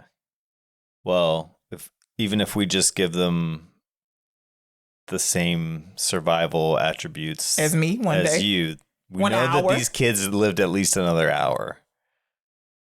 Yes. yes. And all I kept thinking was, dang, I hope they start training them up young to be hunters. Like, surely they do, right? That you have to. So, because I don't know what I saw. Some documentary on something real quick. This little boy was young as fuck. He was good with a bow and arrow. So I was like, all right, it was a tribe out somewhere. I was like, they got it. What's JP's daddy's name? Flint Sky. He gave a speech earlier to the people who gave the fish or traded the fish for the taper leg. He was saying, I'm Flint Sky. I hunted this forest. Right. I hunt with my son, and he will hunt them one day with his son. Yeah. Just that passed down tradition idea. So you're saying, yes, they absolutely had the little ones hunting. Yes. So we go back to the cave. 7 is suturing turtle runs cut by using ants. And oh my gosh, this little boy. Amazing. It looks. Ant and chops. Oh, you talking about the ants. They look good too. But I'm saying this little boy he's great. I'm saying, like, just the idea of this. Mind blowing? What? It seems, I mean, you accept it. Oh, I saw that this part was a real thing. Exactly. But I didn't research it past that. It seems so real, and it makes sense when you're looking at it, that you just, or I did anyways, accept it as like, oh yeah, that's absolutely what they used to do. Of course they would have thought of that because they had the time and the innovation, but you would just never. What do you mean they had the time? I feel like they were busy just doing basic stuff to stay alive. Yeah, but you mean the necessity? They needed they had a real need to figure out how to do whatever is possible to keep you safe. Is that what you mean? Yeah, but just time to sit around and observing what an ant does and thinking, that would be thinking of that application of. So the ant sutures involve catching the ant, holding it behind its head, and putting it up to the wound. Just so. Yeah, so that the pincers in its mouth bite, and then as soon as it bites, you pinch behind its head and decapitate it so that it gets stuck like that. And then you go down ant by ant until you have basically like ant staples closing your wound shut. That's so neat. And so you looked it up and verified that. No. Instead of blindly accepting like me. No, I was Googling some, and of course Reddit popped up about how inaccurate are the historical inaccuracies. And just one person was like, that was something that was real. I don't know if that person had any credentials to know anything. So this is an instance where you think the filmmakers should have had the responsibility to put on the screen. You see, you're being funny, and I said I wasn't in the camp of What do you want to pop up at each scene? That would take you out of the movie. Well, that's what the Amazon X-ray feature does. Yes, but this is in a theater. You go there for the immersive. You know what's strange? It's not strange, but this is just what this country has done to me. I can't imagine where this is going from ant sutures. Even if I go to like Britannica or something, I'm like, oh, who controls this page? Is that not insane thought to be having? Like, can I trust this information? Should always question your sources. Or verify your sources. Leaf cutter ants and wood closure. Something called Sage Pub, but leaf cutting ants have been used to close wounds in Central and South America for centuries. Wow. That's all. They were just saying they're still tough in some areas to get resources. Oh, but it doesn't say anything in there that like something in their venom is antiseptic or something like that too. Okay, hold on. I almost got there. That's what I figured they were going to reveal, that not only does it help close the wound, but something else beneficial from using the ants. I mean, don't read a whole... It repeatedly stays in place for approximately 3 days. Jeez. However, there's no literature detailing such information or the rates of dehiscence, so I guess how it comes apart. They're just anecdotal reports. Wounds closed with leafcutter mandibles are less prone to infection than untreated lacerations. This may be secondary to the leafcutter ant's natural chemical defenses against parasites. So there's something to it. It's amazing. Yes, without verifying it, this is something that I would see in this movie and be like, that you can do that in real life. Yes, that's what the article is saying. Accept it. This current, they even had instructions how to do it. It was a current thing about people still using that. I know. I'm just going to your point before about having to say what's real and what's not in a movie. So I'm crazy. You don't think this little boy is talented? Oh, the little boy's acting? Turtles aren't. Yes, fine. Oh, please. I think you're distracted by the impressive of what? The ants? Using the ants. No, yeah, I'm wowed by him all the time. How about that? Okay. I think you just thought he was a cute little toddler he is also boy. Cute. Okay, so the group's still moving. Now This is the imprisoned group. Is there another? The group of ants you could have been talking about. The village that was captured. The group of kids. You're right. The village that was captured. The captives. They are now making their way through a narrow walkway that's been carved into the side of a mountain, I guess. You can describe it like that. Yeah, like a path. Yeah. So we know that Coco Leaf is out of it and he stumbles. And so he falls off the side. So now his whole group is like dangling. Yeah, this isn't like a path through the mountain. This is like a path on the side of the mountain. Yes. Like a treacherous path. Is dangerous. With thin footholds. Yes. So now they're hanging off. And again, Coco Leaf is at the very tail end. And Jaguar Paw is right on the spot above him. There's 6 people roughly. Yes. And now you have the body weight of one person completely hanging off, and Jaguar Paw lost his footing, so they're more or less dangling. Yeah. Right. So Blunted wraps his leg around like a vine or branch growing out the side of the mountain, but Middle Eye is crazy. He doesn't try to help. And the other people... Then we just know from them showing Blunted fighting and handling like 5 or 6 guys that he's big, strong. So him being at the front, we're like, okay, at least he's an anchor in this situation. Right. And Middle Eye also, some of the people he came with, the invaders, they looked like they were going to try to help because clearly they're taking these people somewhere for a reason. And he tells them not to help. Thank goodness the group works together. Like we said, Blunted hooks his leg. JP, and I didn't put this man's name down. I think it's Curl Nose. They're like trying to get traction with their feet on the side of the mountain, and it eventually works, and they're able to work their way back up just as that vine or branch is coming loose that Blunted was hooked on.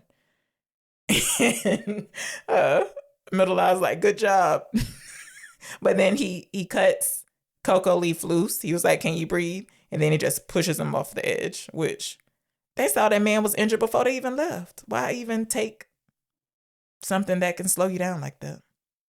Yeah, I mean, I guess I don't know, maybe sell them to cannibals or something. Well, we don't know what's going to happen. So at this point, Zero Wolf has noticed that that particular group is falling behind. So he turns around. Yeah. Also from this interaction and the people not intervening and they listen to Middle Eye. Uh-huh. We don't know the internal dynamics of these invaders. We know Zero Wolf is at the top. Yeah. And get the impression that he's either Zero Wolf's son or he's like the next highest ranking. Because obviously they don't overturn him or do anything like, well, fuck you, we have to keep going. Yeah. They do listen to him. Mm-hmm. So they're either scared of him or deferential to him. I think they know he's a nut job. Okay. But yeah, I started a question of he and Cut Rock were brothers, but Cut Rock is another bad guy. Oh, the one who is his son. Yes. Yeah. Zero Wolf's son. Right. Yeah. But I decided that Middle Eye's just crazy. I don't want him associated with nobody else. Zero Wolf turns around to see what's going on, and he asks, "Where's my property?" Or something like that. Middle Eye's like, "I had to let him go." He was like, "Oh, you had to let him go? Should we do what you want now?" Basically tell him he don't want no smoke. And so that's under control. Well, you know what I mean. We can tell that, yes, Zero Wolf is definitely the boss. We go back to 7. She's humming to Turtles Run. Does it look like they have something collecting water? Like some kind of husk or something? Mm-hmm. Okay. Back with the prisoners, it's nightfall. They're at a campsite. So Zero Wolf is telling his son, Cut Rock, he's proud of him and he can join the rest of the group. He gives him a knife. These knives are cool looking. They're not metal knives. What are they? They're made of rock, obsidian rock. Oh, is it? Okay, that's neat. I watched a little featurette about the making of, and they had the guy that Mel used his props master or weapons master was the same guy who worked with him on Braveheart. Okay. And he talked about how much he loved doing this job because basically researched everything about the time period and what evidence they had from things they had found of what they did actually use for tools and weapons of the time, but also while still taking into account the materials that were available and using that as the limiter, taking some artistic license with how they were shaped, constructing them. It looked like the handles were carved too, no? Yes, but he talked about, having ones, even the edges of some of them where one side it would be covered with the obsidian blade edge and the other side would be blunted. Well, that's a bad since that's his name, but like more of what would be used for blunt force trauma to just knock somebody out instead of kill them. Okay. Neat. But thinking that having like sharp rock instead of metal as the knife, I feel like, golly, that would suck to get stabbed by what? Because there was the huge trend, or maybe it's still ongoing, or maybe it's still a thing. What? Of like porcelain knives. I feel like that was a big deal at a time. Be like, so much sharper, so much better, whatever. Okay. Whether that's true or not, I don't fucking know. But so yeah, Zero Wolf is just showing he's proud of his son. He gives him a knife. A man that was part of the captive tribe, he takes off a necklace and sort of buries it as a symbol of him saying a prayer for all the tribe's members that have been killed, tribe members. So Blunted is kind of tripping. I say he's troubled. So he was like, she was yelling, but if she gave up fighting them at the end, the goddess of the scaffold shows no mercy for weakness. I was like, oh no. So if she, not that she let herself get raped, but just like at a point you can't fight anymore. Is this not where he's saying like, we're in hell? Like this is hell? Did he say something like that? Well, Jaguar Paw says her soul will be waiting for you in the shade of the Chaba tree. And Blunted says, I won't live for another day. I'm going to take as many of these pigs with me, and then I'll gladly embrace the depths of hell if she's not waiting for me there. Oh, yeah. Okay. Which sounds like he's convinced cool she gave up, but she'll be in hell, and so will he. No, he's saying he'll gladly go to hell if he doesn't find her there. Oh, like okay. Ascended. Okay, so she is under the shade tree. Yeah. Whatever the good place is for them. I just told you, shade of the chable tree. Did you look up what that tree is? No, I decided against it. Okay. It starts to thunder, and the first time I saw this, for Jaguar Paw, he's like, don't rain. And I was like, what is it going to make it slippery to escape? Then I realized he talking about Seven and the baby. You realized still within the scene or like much later? The first time it was much later. Okay. Yeah. I was like, what is he talking about? Slow. So we pass another ransacked village. They have a close call with a tree falling. We see some men with axes. It's a big ass tree. We pass a young girl. She has mumps, measles, smallpox. She has something. They call it the sickness. And she's crying over a woman's body who also has the same bumps. Mm-hmm. So the men, the bad men, invaders, one of them is assigned to each group. We should say that. Maybe one or two per group of prisoners. Each cluster of people tied up by their necks and wrists to the transport poles or transport poles. So the girl keeps walking towards them, like extending her hand. Like, I don't know if I think she just needs a hug, to be honest. Bless her. She needs help. Like, that's... Yeah. Yo, that's tough. She's helpless. They keep poking at her to get her to go away, like with the stick. And they do this one too many times. They're not poking at her. It's like prevention. They're using the stick as like keeping her away. They're not just jabbing her with it. Yeah, but... She's trying to move forward and they're holding her at bay with the stick. Anyway, they do that. The one man does it a little hard, and I don't know, but that after that little push, just a look washes over her face, and she gets real serious, like, you fear me? So you should, all you who are vile. This bitch say, you want to know how you gonna die? The sacred time is near. Beware the blackness of day. Beware the man who brings a jaguar. Behold him reborn from mud and earth. For the one he takes you to will cancel the sky and scratch out the earth. Scratch you out and end your world. He's with us now. Day will be like night, and the man Jaguar will lead you to your end. I did forget to say she locks eyes with Jaguar Paw for like a long time as he's walking by. Mm-hmm. But this is her prophecy. And the men are looking spooked as fuck. I'm pretty sure this was a creepy visual in the trailer showing the girl like locking eyes. Yeah. So the man looks spooked. Jaguar Paw. Or the Jaguar Paw doesn't look spooked. It's the captors, yeah. Okay. I don't even know how I would describe his look. It's like, why this little girl looking at me? But it's not scary. He's not scared. It's like interesting. Yeah, like something's happening here. I don't know if I'm using this correctly, but they pass through a quarry with limestone. Is that how you would say that? Quarry? There you go. A quarry. Okay, so a quarry. But you can't say with limestone, or do you say of limestone, for limestone? You don't know? I don't know. Anyway. A limestone quarry. There you go.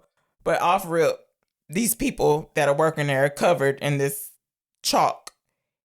And you this can't be good for the lungs. And then we see one vomiting blood. We're like, yeah, y'all ain't gonna make it. And so Jaguar Paw asked the traveling man who passed through the first time, he's like, where are they taking us?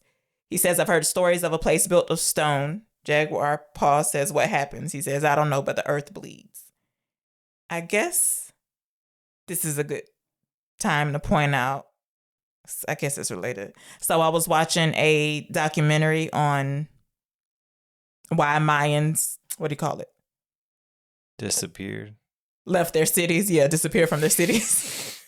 I was going to say, I don't know what I was going to say. There was a lot of finger fluttering away off into the distance being used to... Yeah, they used a particular tree as firewood to burn the limestone because they burnt it, then pulverized it and used it as for stucco. Okay. Does that make sense? And they think part of the problem was they caused deforestation. Like at the most, you should take 30% of the surrounding trees from around or else it'll change the rainfall pattern and blah, blah, blah. They had taken like 60 to 70%. And there were a series of decades-long droughts, they think. Maya did? Mm-hmm. They deforested it that much? 60%. This video was a month old from National Geographic. And yeah, so there was a series of decade-long droughts throughout the century. So they thought that was a big factor. And plus, Jesus, they found mercury poisoning in the water. It was like 17 times the level deemed safe for humans, which caused something called, is it metabolic syndrome? Something like that. It causes obesity. And one of the ancient carvings was showing one of the last rulers of the Maya. He was an obese man, so they think that was part of. And cyanobacteria, it tested positive for. It's blue-green algae. Mm-hmm. And apparently a drop of it on your tongue will kill you. So that's what they think happened. The reservoirs they had built, like, they just got bad. Jeez. Plus, they mentioned how they were fighting each other, but can you imagine? See, that was kind of related with the quarry and the firewood. Well, if the best antiseptic you got is a ant's head, you're not going to get very far, no matter how good you We don't know hunt. That's the best. Actually, we don't know that's the best antiseptic. It's just one that she had available in the moment. Okay. We pass a desolate field. There are rotten fruit or vegetables, and this looks like a trickle of shit. Is it just mud? Do you know what I'm talking about? What was that? Well, describe. I just told you it looks like a trickle of shit. I don't know what else to tell you. But where was it? In the middle of the field? Oh, it was off to the side, but we're in like a desolate. We passed the cornfield. We're about to see the laughing sickness man. So what was that? Was that boo-boo or was that mud? I don't know. And what is laughing sickness? Do you know? Okay. Oh, I didn't look it up. I was just going to ask you what you thought. So an old man is grabbing onto them and he's hanging on a jaguar paw's leg. He's like, save me. I'm like, bro, can you not see they tied up? What you? Yeah. How about asking these people around you? But no, this place looks sickly. Like the man's real skinny. Like something's not right here. And one of the captors, he's like, die like a man. I'm like, Jesus, what? What does that mean back then? Take yourself out? So they're walking through town finally. This looks, I mean, I don't want to say it's thriving, but the people within the city look like they're doing fine. They're working, but we have people dyeing fabric, meat being cut. Women are working on, I don't know if it's tapestry or weaving. The prisoners are being stared at. I feel like people are busy, most of them. There are some structures we see. Yeah, somehow, even though they're being shown moving into, I mean, a more traditionally, quote unquote, civilized society. Yeah. Like we're going into like whatever they showed us in the beginning part of this movie, we're going to like the big city version of that. And well, more than just a big city version, but yeah. And it feels, you're like, this isn't good. You're not like, oh, thank goodness they're back to the city. Like, it's not relief. Yeah. You don't get a sense of safety from this. You're thinking, now we're back to where these people came from. This is going to get worse. Yeah. So then we have some women who, as the prisoners walk by, they spread blue paint on their bodies with their hands and they're chanting or singing as they're doing it. We can see someone with status because they're being fanned and somebody's holding a bowl for her to spit her seeds out into. The women who were in the captor group, they're getting led onto a platform to be sold into slavery, it appears. And when it's the mother-in-law's turn to get up there, she gets cut loose because the people are saying she's too old. And I love this callback. They called her useless old woman just like she had called her son-in-law useless. I was like, oh no. So they lock eyes, and I'm reading so much into this, but this moment for me is like, she's recognizing how it feels to be called useless. He's recognizing that their positions have somewhat been changed, even though we don't know where the fuck they're being taken to, but he can see what has happened. And both that they're like the last link that they have to each other, to their daughter, to her daughter, his wife. I don't know. It's just a whole bunch of stuff going on. Each other, yeah. Yeah. And she touches his arm sort of gently. I don't know if that's a goodbye or what, but maybe she was apologizing. I don't know. Just, it was tough. So the men are being led through a structure. There are pictographs on the wall, and it's men that are painted blue being led with a rope around their neck, just like how they are. Blue bodies on some of one. The pictographs are laid out. Then someone's holding up a blue head, and they're looking at the pictures like, oh shit. I also forgot to mention they removed the transporter poles from them, and there's like a big pit with a whole bunch of them thrown in. So like this looks like it happens all the time when they first got into the city.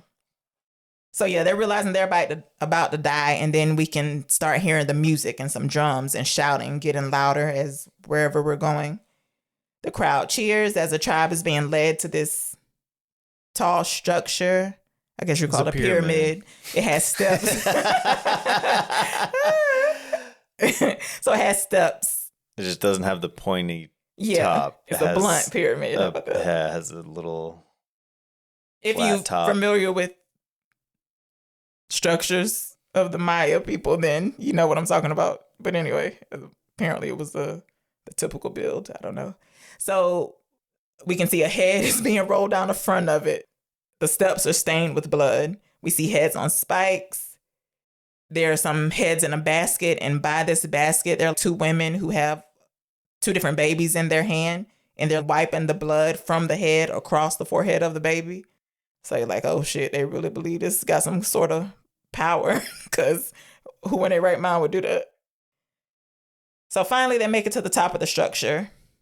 A man is using another man's back as a chair. Did you see that? I was like, surely they know how to build a fucking chair. They're being ridiculous.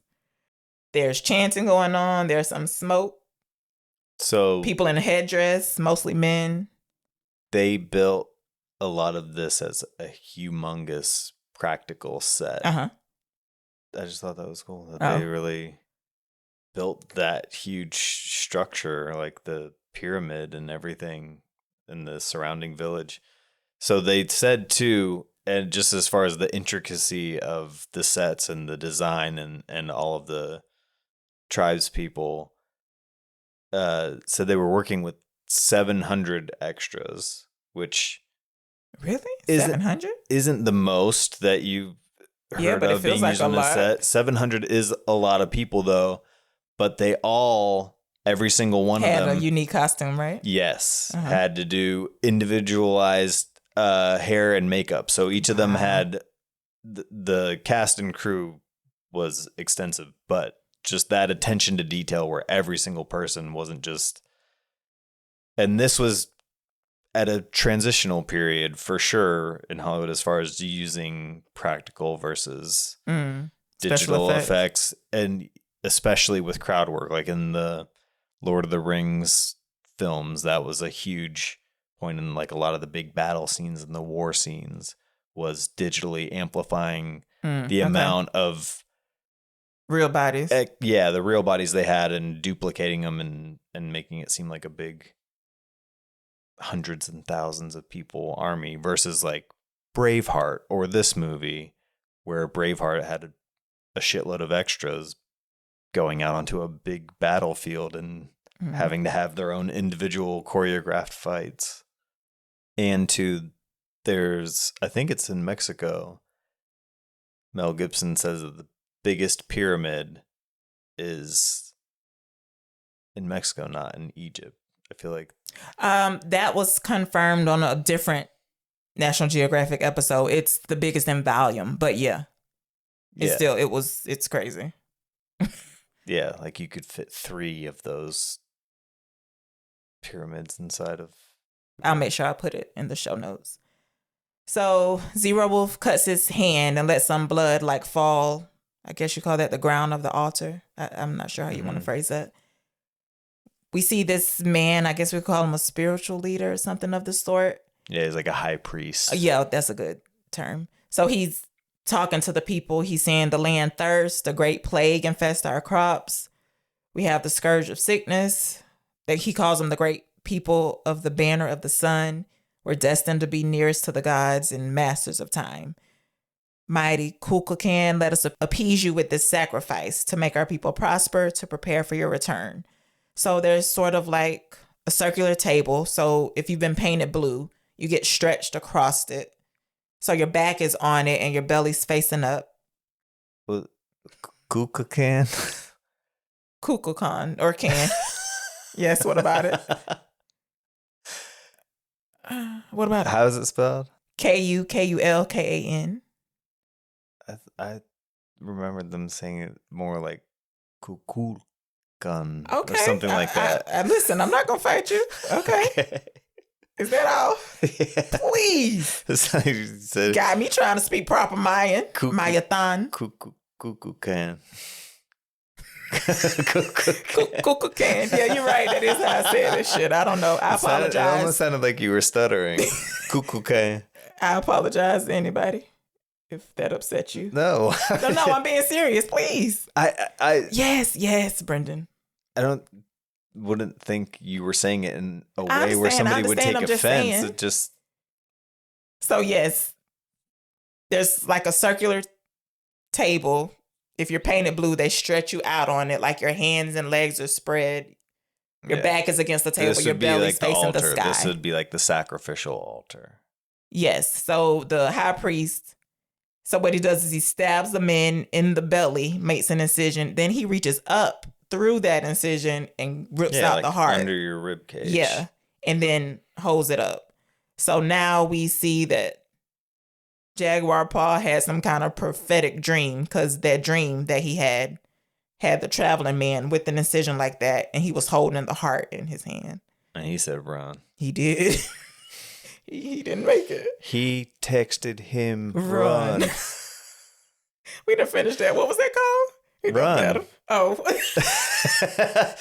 There was some series on HBO. Yeah, it lasted one season. Oh, did it? I don't know. Well, I don't know. It might have been just a mini-series, not a show that was designed for multiple seasons. But yes, it was called Run. It had Domhnall Gleeson and... You better not forget her name. She in Severance as the wife.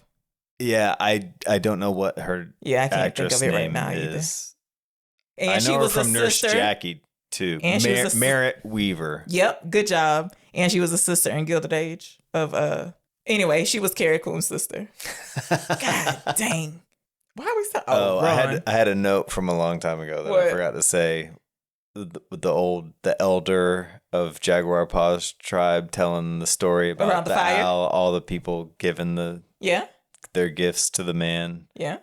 I was thinking about how funny it would be if you were like the tribe elder and everybody was relying upon you being able to recount stories, and I can't remember shit. To tell them. Well, how would I even make it to that position? They'll know.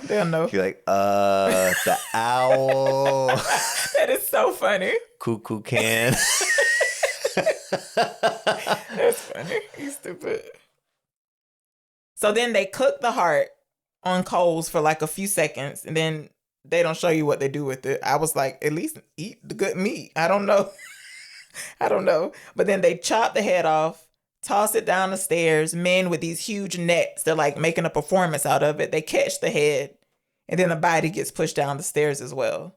So out of the group of the men who we were with at the beginning, Carl Knows, I think that's his name. He's the first one to get grabbed, and we sort of have his POV for a little bit because we could see we're looking upside down at the ruler, I believe. The high priest guy? No, the man who's sitting on the throne, the ruler, not the high priest. Gotcha, okay. And when he pulls out Carl Knows his heart, you can see it take a couple of beats before he does whatever he's going to do with it. And did you clock the woman glance up at the sky, and then when she didn't see anything, she sort of shook her head? Did you see that at all?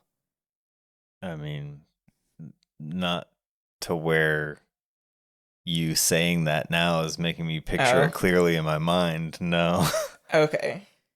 Because clearly we're You're saying you caught an extra looking out of the eye line. No. It was somebody who was royalty.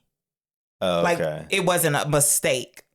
Like, we were meant to see her look up at the sky. Okay. And I didn't mention probably they were able to predict solar eclipse. So I was thinking the clergy, like they knew something big was going to happen. Like they did in The Great. Yeah. They used it for their means. Made the calendar. Yeah. Well, wasn't the Mayan calendar the origin of... Okay, but that's not what I'm talking about. I'm saying they're using this special event to control the people.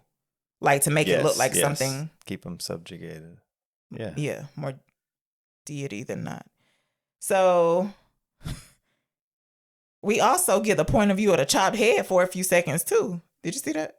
I was like, I don't like everything was all like it was bouncing. It's like I can't do this. So like I said, it was shaky from that point of view. So I don't know, is this sort of supposed to be some sort of ESP moment between Jaguar Paw and Seven, because he stares out into the distance and she's also looking dazed and she's like, come back to me. She says that out loud. So it's Jaguar Paw's turn. They grab him. Blunted tells him to travel well. I mean, do you have an idea in your mind of what? Tribes and indigenous people and... Do I have an idea of natives of them being like more connected spiritually, like to the earth and to the land? So yeah. So it should have been crazy for that to happen. Connectivity, like you... Oh, I bought it. Yeah, okay. I just want to make sure I wasn't being ridiculous. No. Okay. Oh, I thought you were asking me, like, did I have any preconceived notions? But yeah, I guess that falls into it. Yeah, I do think they're more in tune with the earth. And I can't think of what word that I feel like would always be thrown around when it was like the white man has to tame the tribal people. There's some word that I find so insulting that gets used. But I mean, it was used in a bad way. Not heathen. I can't think of the word. Anyway. Savage, that's it. I just wanted to point out that I never... You disagree with the use of the term savage? Yes, but I'm saying... I'm with you. I never felt that they were savage. Like, I always thought they were wise compared... I don't know. Savage just didn't do it for me. You would have been in the crowd going, nuh-uh. Yeah, like, leave them alone. Yeah. Like... They're peaceful. Literally, like... They're in tune. Y'all just happen to be born in different places. Like, I don't know. Strange. Silence that witch. Oh, I'm a witch. Throw her in the water. Ooh, they want to have me on the boat? No way. Jaguar Paw, in response to Blunted telling him to journey well, he's like, no, I can't go, not now. And we like, what's going on? He looks at peace, like he's not tripping or anything. So they stretch him out, like we said. The high priest, he pauses. He's talking all kind of mess, I don't know. And we can see the solar eclipse is starting to happen. So there was a curious thing that happened throughout this movie. What? With the captions, is that it was showing what they were saying. But Rumbling? there were other times whenever they would be saying something. And they didn't have any. It would just say Mayan dialogue. Oh, I didn't notice that. In parentheses. I noticed that sometimes there wasn't something. Like when Turtles Run said something to Mayan, his mom. Yeah. I didn't understand that at all. Thought it was worth mentioning. Go ahead. The priest is talking. I feel like this is one of those instances where it just said speaking Mayan. Yeah, like it wasn't about him. Yeah, I don't know. So yeah, the solar eclipse is happening, and the chanting man is going crazy. The crowd is amazed, but also somewhat scared. They're like reaching towards the sun. Eventually, the high priest, he's theatric, so he's timed his speech or whatever he's going to say just right, I feel like, for when the sun starts to move again, or right before it moves. He's like, don't fear, Kulkakan has drunk his fill of blood. Show us that you're pleased. Return your light to us. And then the sun, you know what I mean? The eclipse is ending. Yeah. The sun and the crowd starts cheering. Side. They take Jaguar Paw off the stump. The royalty stands up to get cheered on. And then Zero Wolf asks what he should do with the prisoners. And the high priest is like, dispose of them. They're taken to the edge of town. We're near like a field of dried corn. Like it's not lush. So I definitely, at this point, was starting to get, so I hadn't seen this movie in a long time. As soon as it started, I remembered how it started with them doing the hunt. Okay. That stood out so clearly in my mind. Because it was so neat. Yes, and also that playing into the resolution at the end. Again, I remember it being bookended like that. I remember the wife down the well. I remember him needing to get back to her because of the rain. Okay. I don't think I remembered it happening so early, or even I remember the pyramid, like the sacrifice scene, but I didn't remember much of the conflict of it, them being like invaded at their dwellings, like in their own little village. I didn't remember that happening at all, really, but I also didn't remember it happening so early and right away. I don't remember what I thought the conflict was of them. Okay. I just thought it was like warring factions, between them and another tribe. I forgot about them being like taken prisoner and transported like that. Yeah. And then when it got to this point, I was thinking, oh, the eclipse ends up being something where they're like, yes, we let him go or something. Oh, you thought they were good right now. No. I thought that he said like the blood, or had drank his fill of blood, and then I thought they were gonna release him or think of like whatever. I was hopeful too, I will say. As soon as I didn't know what, but I was like, oh, this is. Then I thought it became like the race against time of him having to find his way back and whatever. I didn't remember it until this next part, was whenever all of the rest of the movie came into view. Okay. When they marched them out to this field, I was like, oh yeah, this is the part I think that I mistook for the game. Okay. That I could barely remember at the beginning of them having to, I thought this was like the competition of being to the death. And I was like, oh yeah, this part. So yes. So they take them to the edge of town center, looks like. They have this rolled up bundle of weapons, and Zero Wolf holds up a club or axe. I don't know what it is. Something that's blunt, a blunt instrument. He was like, I need a finisher. And then he volunteers Cut Rock. So Cut Rock takes it and he runs to the end of the field. Middle Eye cuts the hand ties of Blunted and somebody else, don't know his name. He tells Jaguar Paw to watch. And then he tells the two that they're free and to run, and they're confused at first. If they can make it to the tree. They didn't say that at all. Oh, they didn't? Okay. No explanation. Run. He says you're free. Your village or your forest is beyond those cornfields. Run. They start running. All the men start drawing their weapons, so they're trying to aim at the people like they don't have any intention of letting them go. So the one man gets a rock to the back of the head. Then eventually a spear gets thrown through Blunted's abdomen. The rules that get established with this is like they're not chasing them down through this field. They're letting them go to run and then staying where they're at and launching their weapons. It's a game for them. But they leave one guy at the very far end of the field. Yes. So he's way across the distance. I just wanted to make it clear that they weren't like chasing them through this area. Yeah. No, that was good. Yeah. So the finisher, we see what he does now. So he goes and knocks you over the head, I guess, to finish the job since you've been injured. It should be enough to knock you the fuck out. Yeah, it's basically to keep it so that they can release them 2 by 2 or whatever, and they won't have to go chase them across. There's one guy already out there to just, if they start getting too far away, or they just have an arrow in them and aren't already dead. Yeah, so he waves. So he's like, we're good here. So now Jaguar Paw and the traveling man from the beginning, they get their ties cut.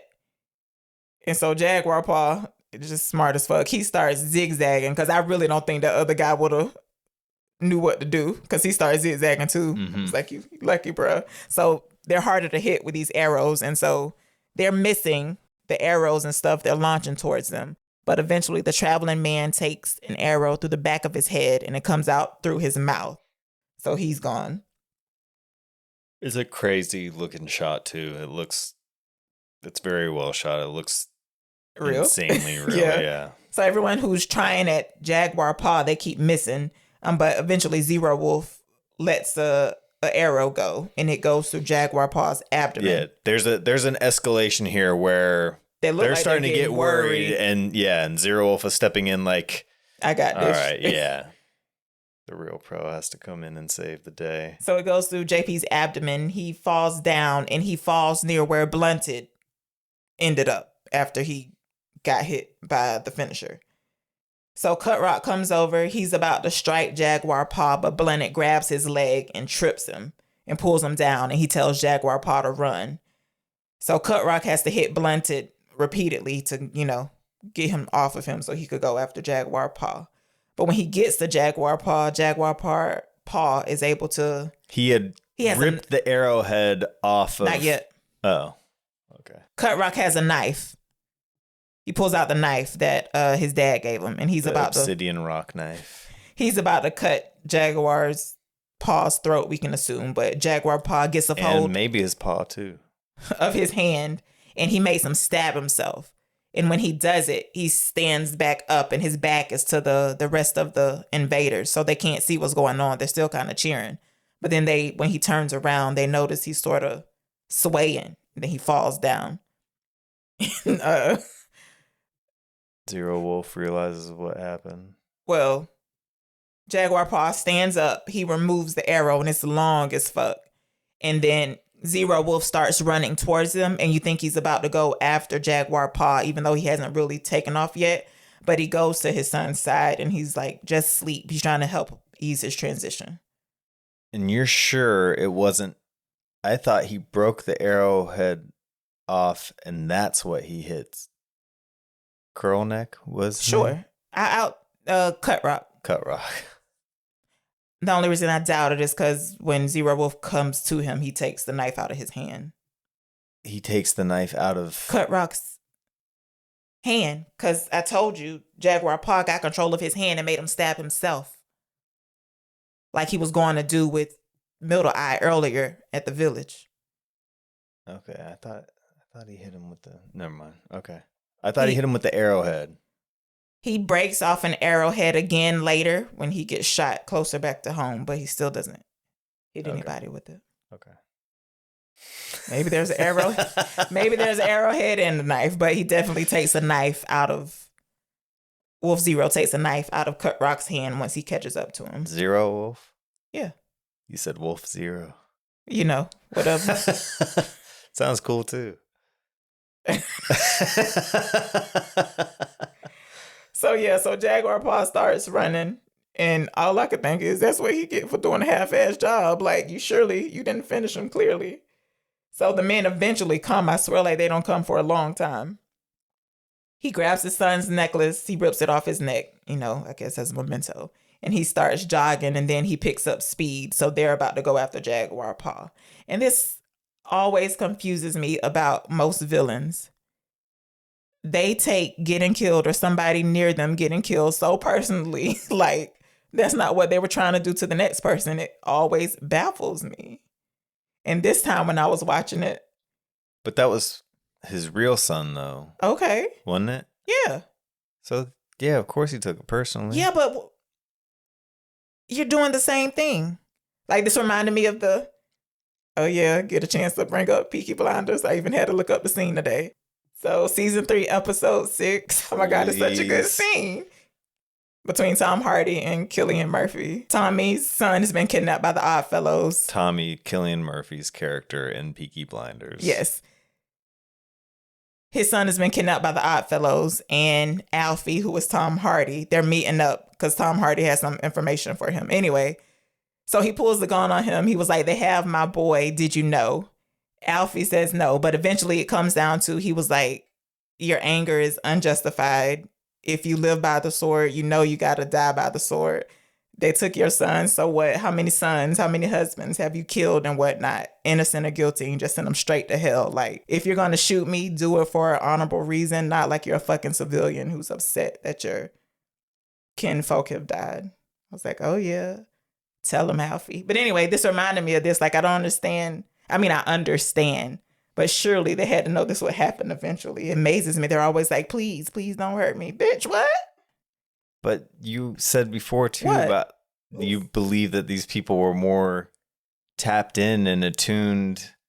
Okay. What does that mean, though? So in this wouldn't regard? they be even more affected by loss of their son or loved one? Wouldn't that make them even more deeply affected by that? If in they're the going to be moment, affected even that just for way, a moment? they should also be affected the other way when they kill people and not just do it so easily.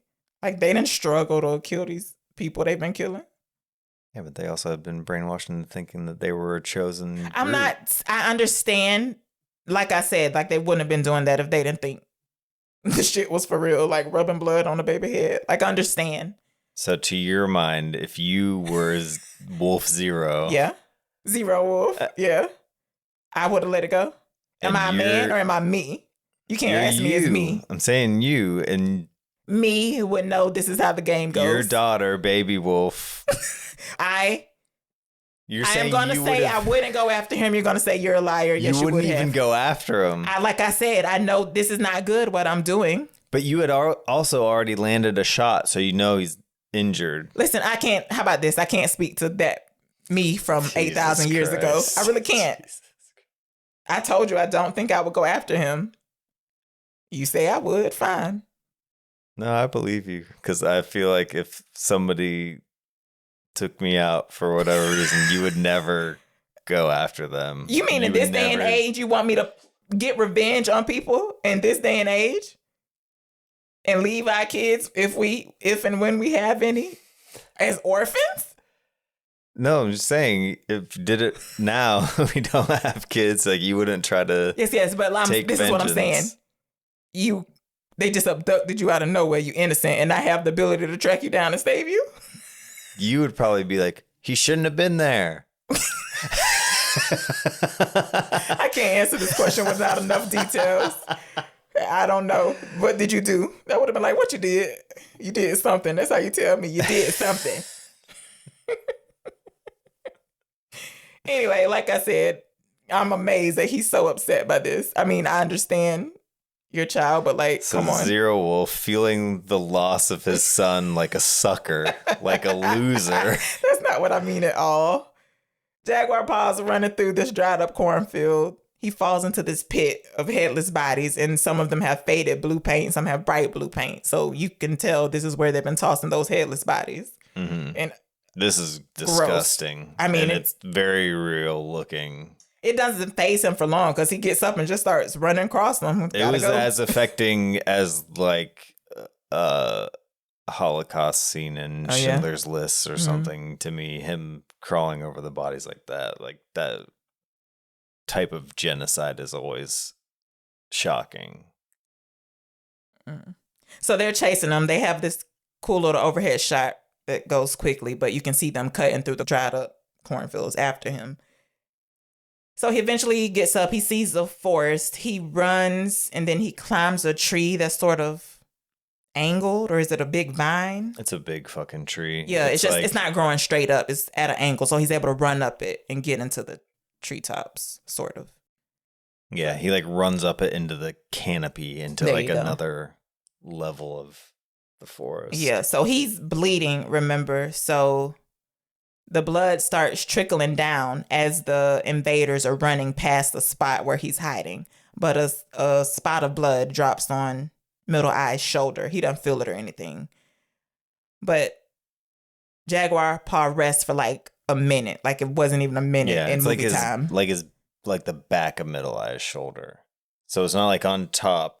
It's on his shoulder, but it's more on the back. What is? The blood that dropped on Middle Eye. Oh, yes. It's on the back Yeah. of his shoulder. Right. And he's bringing up the rear, so there's Yes. nobody behind him at Correct. this point.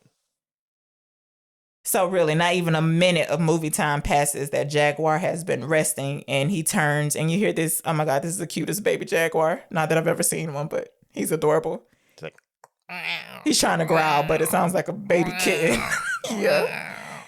But then we turn and we get a big for real growl. So it's the mom. I just want to point out at this point, in regards to the prophecy, we have seen beware the blackness of the day, the eclipse. So eventually one of the men realized that Jaguar Pa. so this is a 100% definite real jaguar, like a black. What do you mean Jaguar. a definitely real jaguar? They used a real jaguar? Yeah, like you can tell that it's a real Oh, yes, it looks large cat. It's not every all animal stuff. It's Looks very it's real. very rare these days for them to use real animals in any sort of Well, production. good reason. Like besides horses and that maybe. But yes, seeing like a real big cat in the movie Bringing Up Baby, which is a favorite of yours. Yes. They use a real leopard in it. Roar. Yes, Jesus You've seen Christ. Roar. Yes. There is an added element of danger when you know that it's A real people fucking working around animal. and people that you know have no business being around. Like even experts, Siegfried and Roy, they even got attacked. Like anybody doing that, there's a reason why it's not, especially with big cats. They shouldn't be. This shouldn't be a thing. Shouldn't be a thing. They don't know that they're in a movie. You okay? There's no such thing as movies So, yeah, to what is that? them. What is that? They don't understand. Why are you telling us? We know this.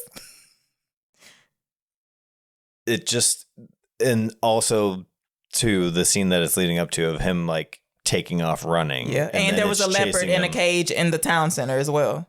Yeah, so they did real takes of a fucking actor running They with said a this? jet. This yeah. is true? This is crazy. How did it?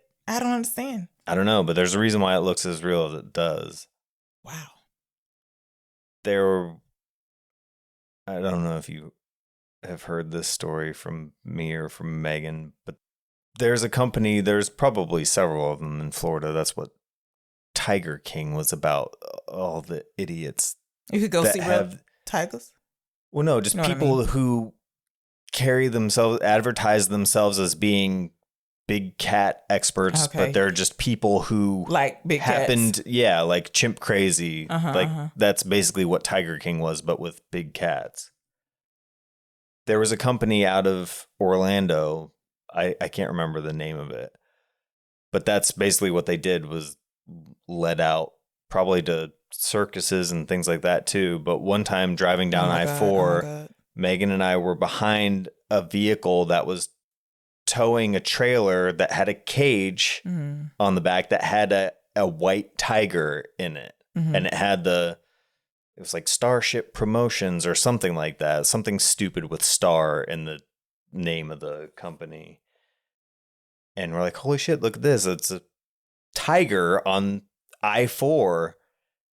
And then it started peeing Oh God. just What? out in the open. It was peeing. So the front of the Oh windshield of the my car was God. getting covered in tiger piss pee. while we're going 65 miles per hour down the interstate.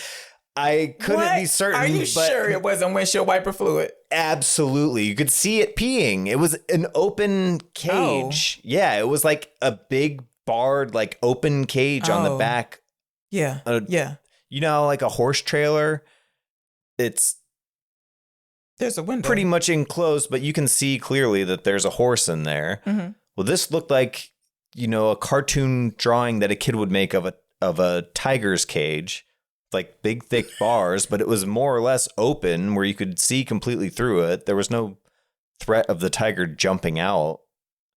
Okay. I But understand. you could see it clearly in there, and you could see when it started just pissing all over. Wow. Did y'all stay behind it? Did it last a long time? I don't understand.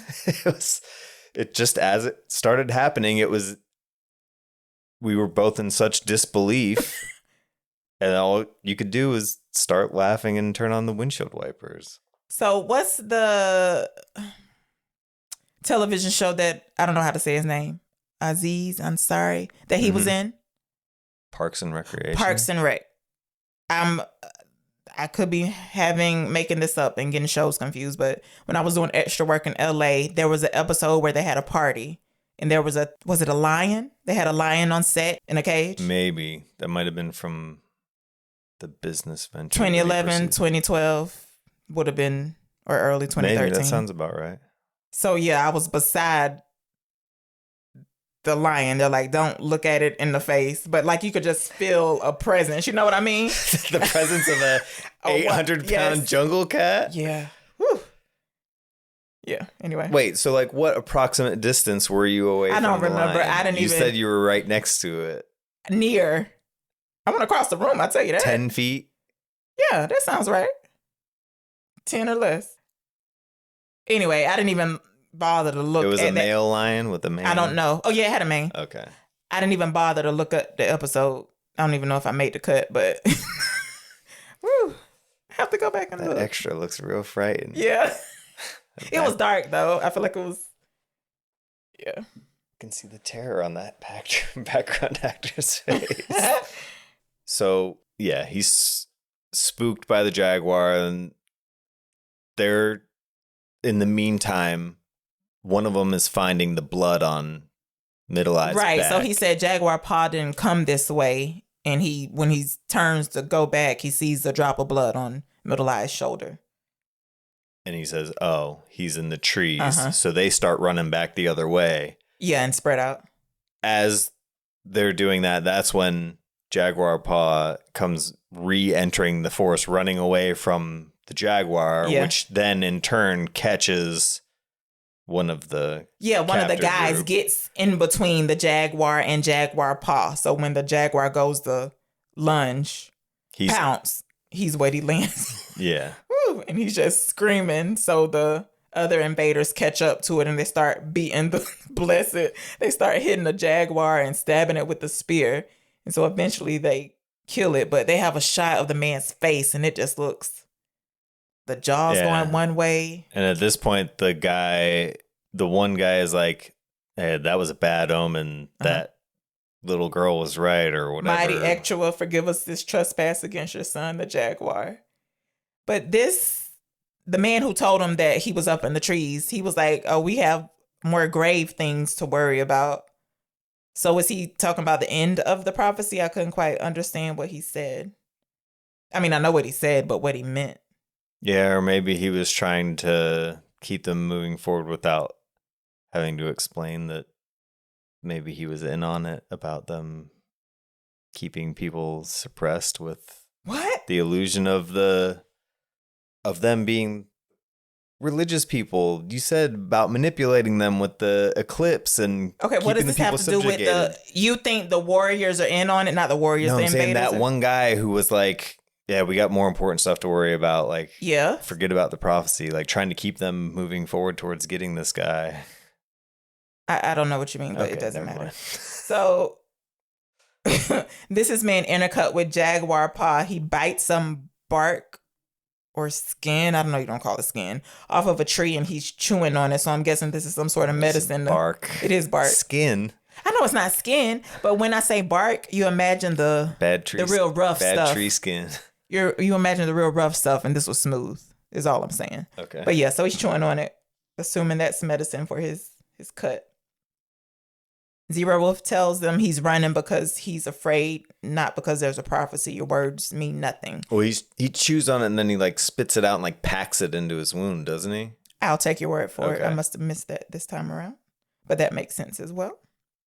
They start the chase again. Day turns to night. I like this. Like he's running and it's daytime, and then we see him again. He's still running, and the only thing that's changed is nighttime. So, God, I can't imagine. I would have just laid down as usual. Couldn't do it. He stops and pauses, and I counted. I rewound and counted. It's like 15 seconds before he turns, and we get that great shot of the invaders cutting through the forest with their torches lit. And he realizes he has to take off again. So we cut to 7. There are 2 wild animals like fighting near the cave, and one gets pushed into it So she has this blunt stick and she's poking it and it's playing dead. And Well, it's probably knocked out from the fall. Okay. Or at least dazed at the very least. She backs up a little bit and sort of relaxes her grip on the stick, and then it sort of lunges at her, so she has to hit it. All right. Daylight again. Jagpar. JP. Jackpar. JP is still running. So the man who said the omen was bad, he notices some blue paint, like on a tree bark or something like that. Yeah, at one point Jaguar Pod plowed straight into a tree. Yeah. Getting delirious running at night. He calls other men over to see it, and when he turns his head, he gets bit by a snake on his neck. And I mean, he starts wheezing immediately. There must be a poisonous ass snake. Middle Eye says he's fucked. Zero Wolf tells my man to stay behind and help see him out. But he just tells the dude to cut his veins open so it'll be over faster. The dying man gives him his jade necklace. I saw that jade was a valuable stone for the Maya in one of those little quick documentaries I was watching. And the guy tells him to journey well, and he leaves. So he slits his wrist so he could bleed out.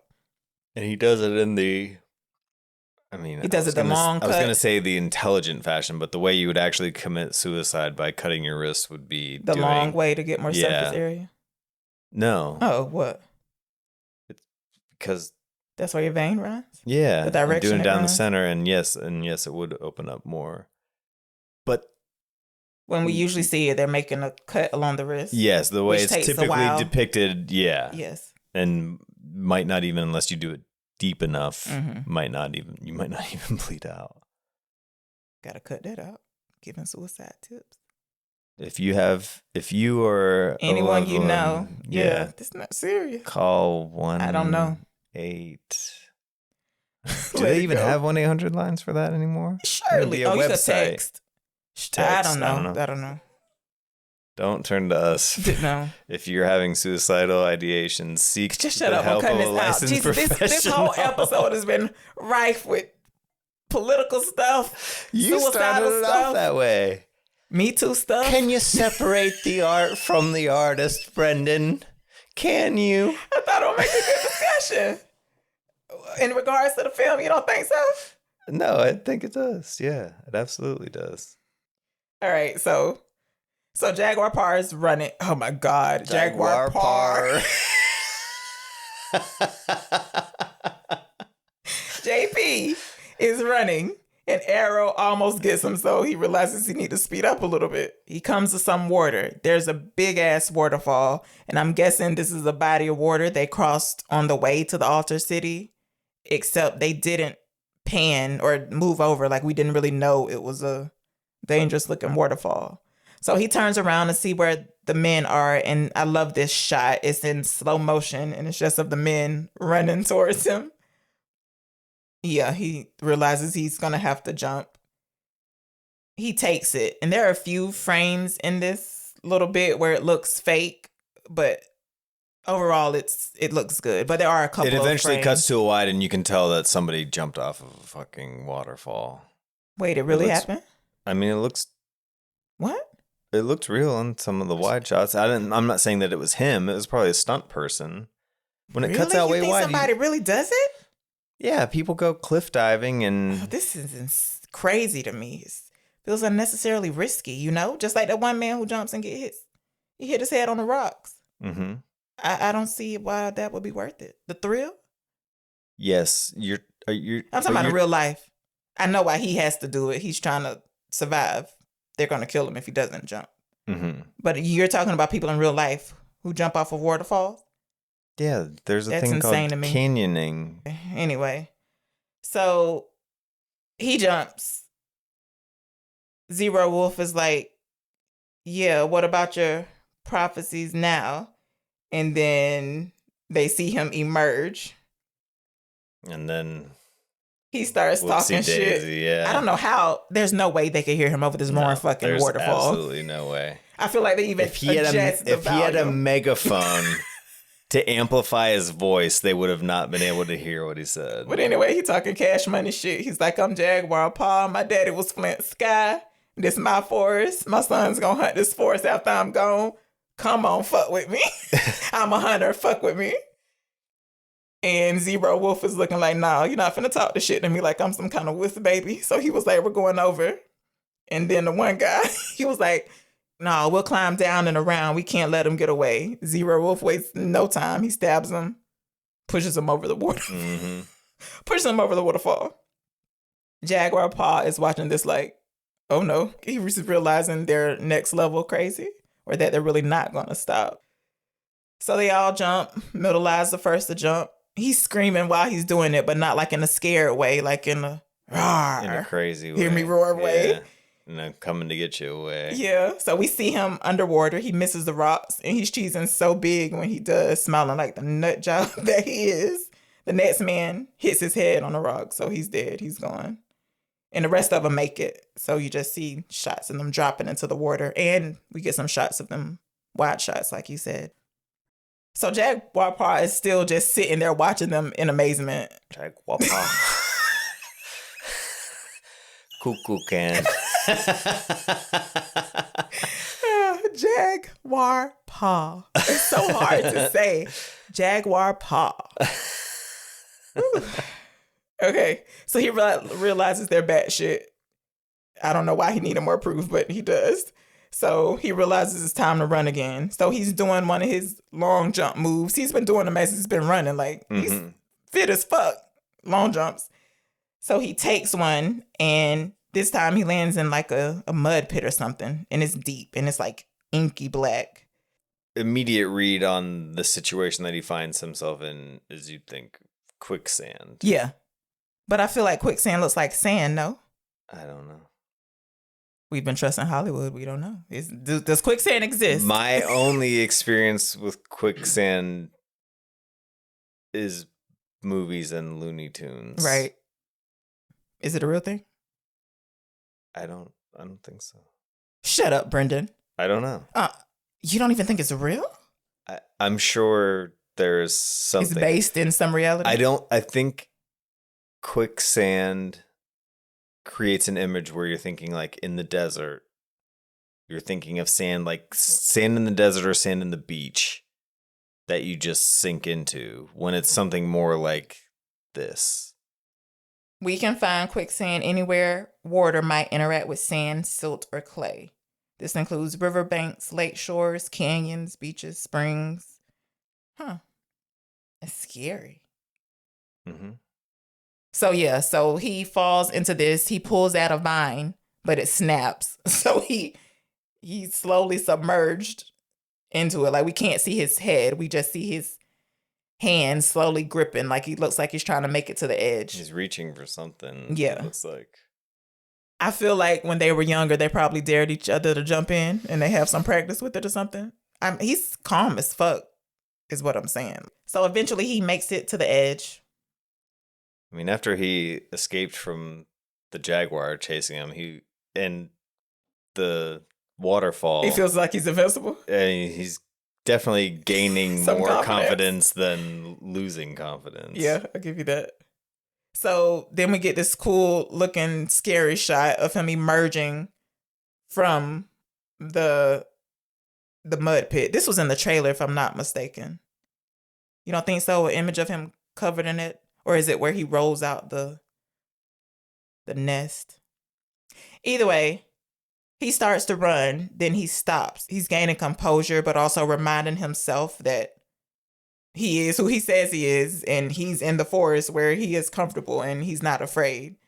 And so the next few scenes are just showing that he's home. He's still coated in this black mud, so when they catch up to him, they stop short, and he must have looked, like I said, scary as fuck.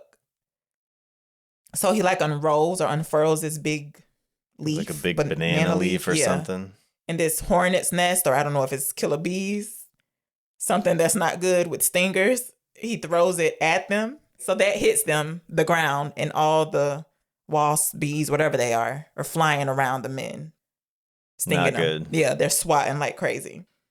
And so just to recap, we've seen the girl's part of the prophecy. We saw day turn into night. We saw the man who brings a jaguar paw. She said, beware the man who brings a jaguar. And she said, behold him reborn from mud and earth. So we're working our way through this prophecy.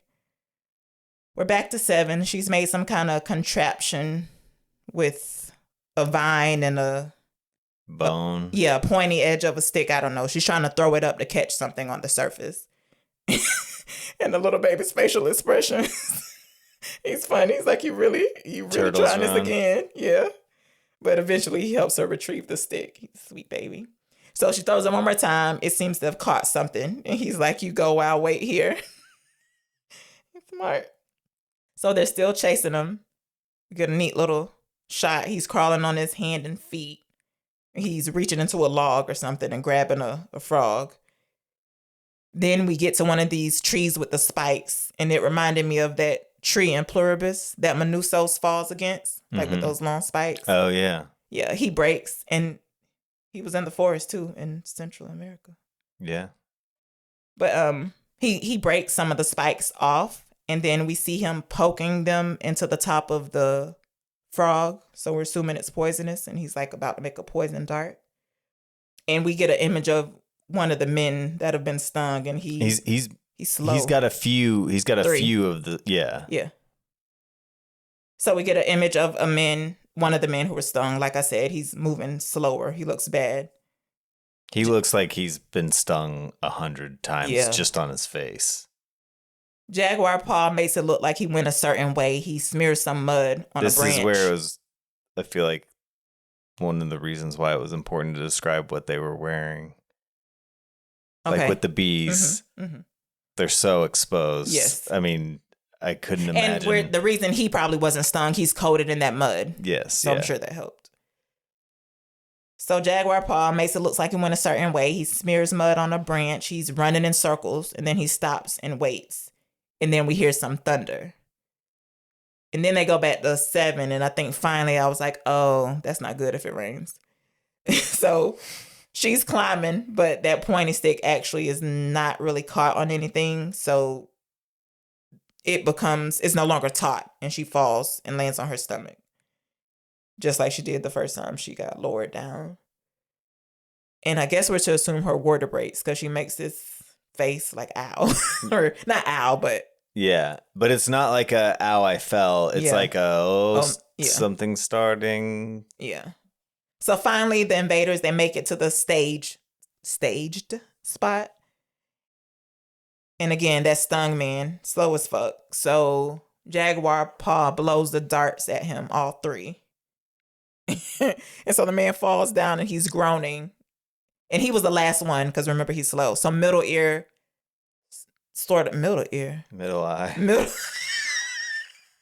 Middle eye stops because he can hear the man groan and he turns around. JP is about to approach the man, I guess, to steal his weapon, but they both see each other and stop. So we get the cinematic stare down that would not happen in real life, but it's cool. And they both run towards it and it's in slow motion. It looks very neat, very dramatic. You have no idea who's going to make it to the middle first. So Jaguar paw slides and he stays low to the earth, but middle eye aims higher. So when he swings his axe, Jaguar paw he's more or less doing a back bend while he's sliding, but it grazes his forehead. Yeah. It's not really like an axe, it's like a club. Yeah, but it has a shape that you would use for cutting, chopping.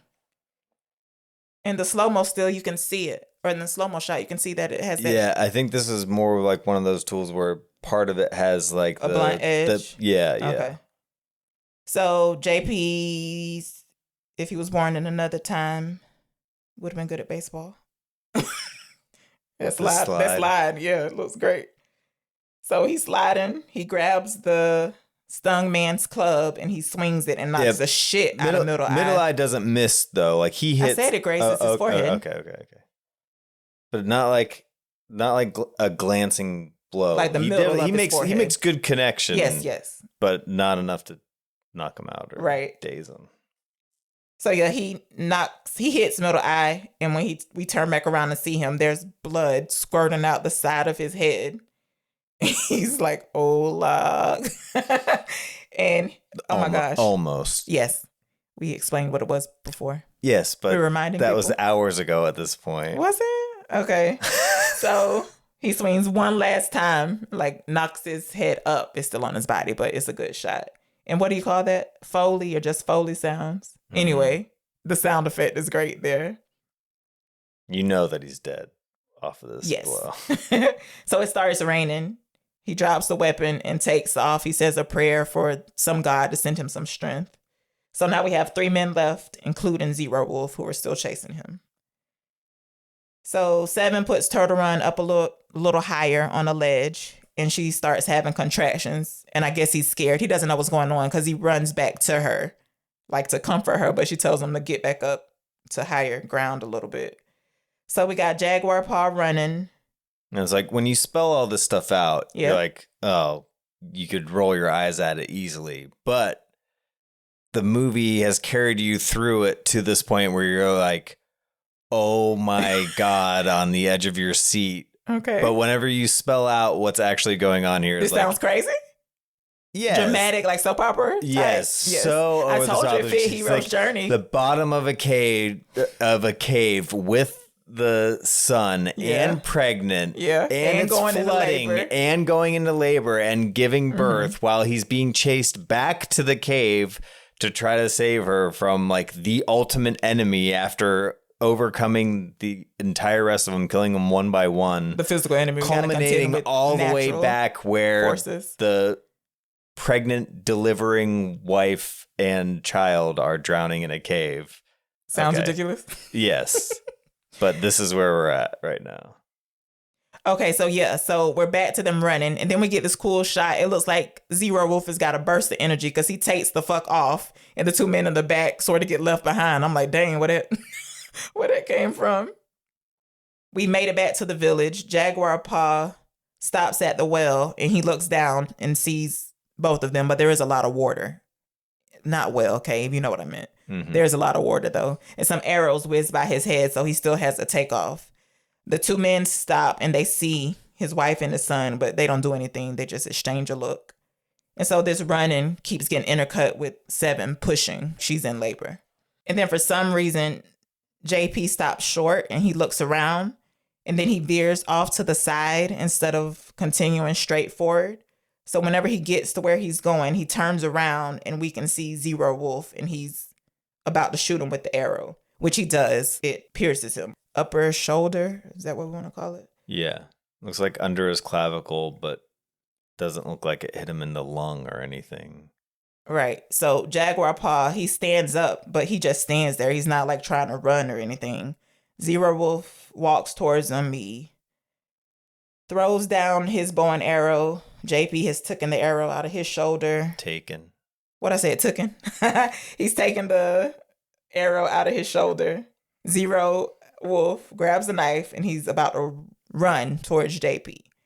So as he does, we get the perfect payoff from earlier. We see that bone twirl slow-mo in the air, so we know what's about to go down. We see him straight up hit the tripwire. Yes, that's he runs right through it. But he runs the bone makes a better imagery. And then the bone comes. Bone makes a better imagery in case your eyes didn't see the tripwire. In case or case. So yeah, that trap swings out and impels Zero Wolf, and I really appreciated the score here.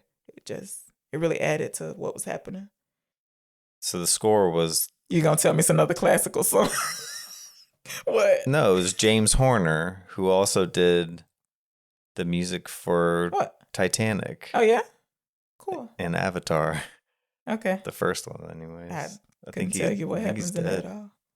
Or a little bit, I guess I could. So he's still like so full of rage, even after he's been impaled, like he's reaching towards Jaguar Paw. And finally, his knife drops out of his hand because he's dead. Again, like I said, this is a perfect payoff.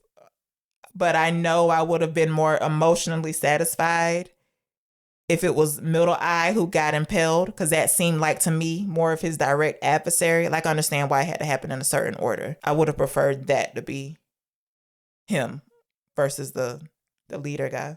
No thoughts. I'm crazy. Is this a second hate? It's not a hate. I just said I would be more satisfied emotionally. Okay. So the two But men, not as satisfied as you would have been if Wolf Zero just kept running past his son and kept chasing. so the two men finally catch up, and Jaguar starts running again. Again, we're intercutting this with Seven in the well. So Seven has Turtle Run on her back, and eventually she starts pushing. We get an image of the baby coming out in that dirty animal water. Forgot that dead animal in there. So she grabs it. It's crying though, so it's alive. And then Turtle runs. Look, he's like, "Oh wow, where does baby come from?" Ooh, bless him. Oh my gosh.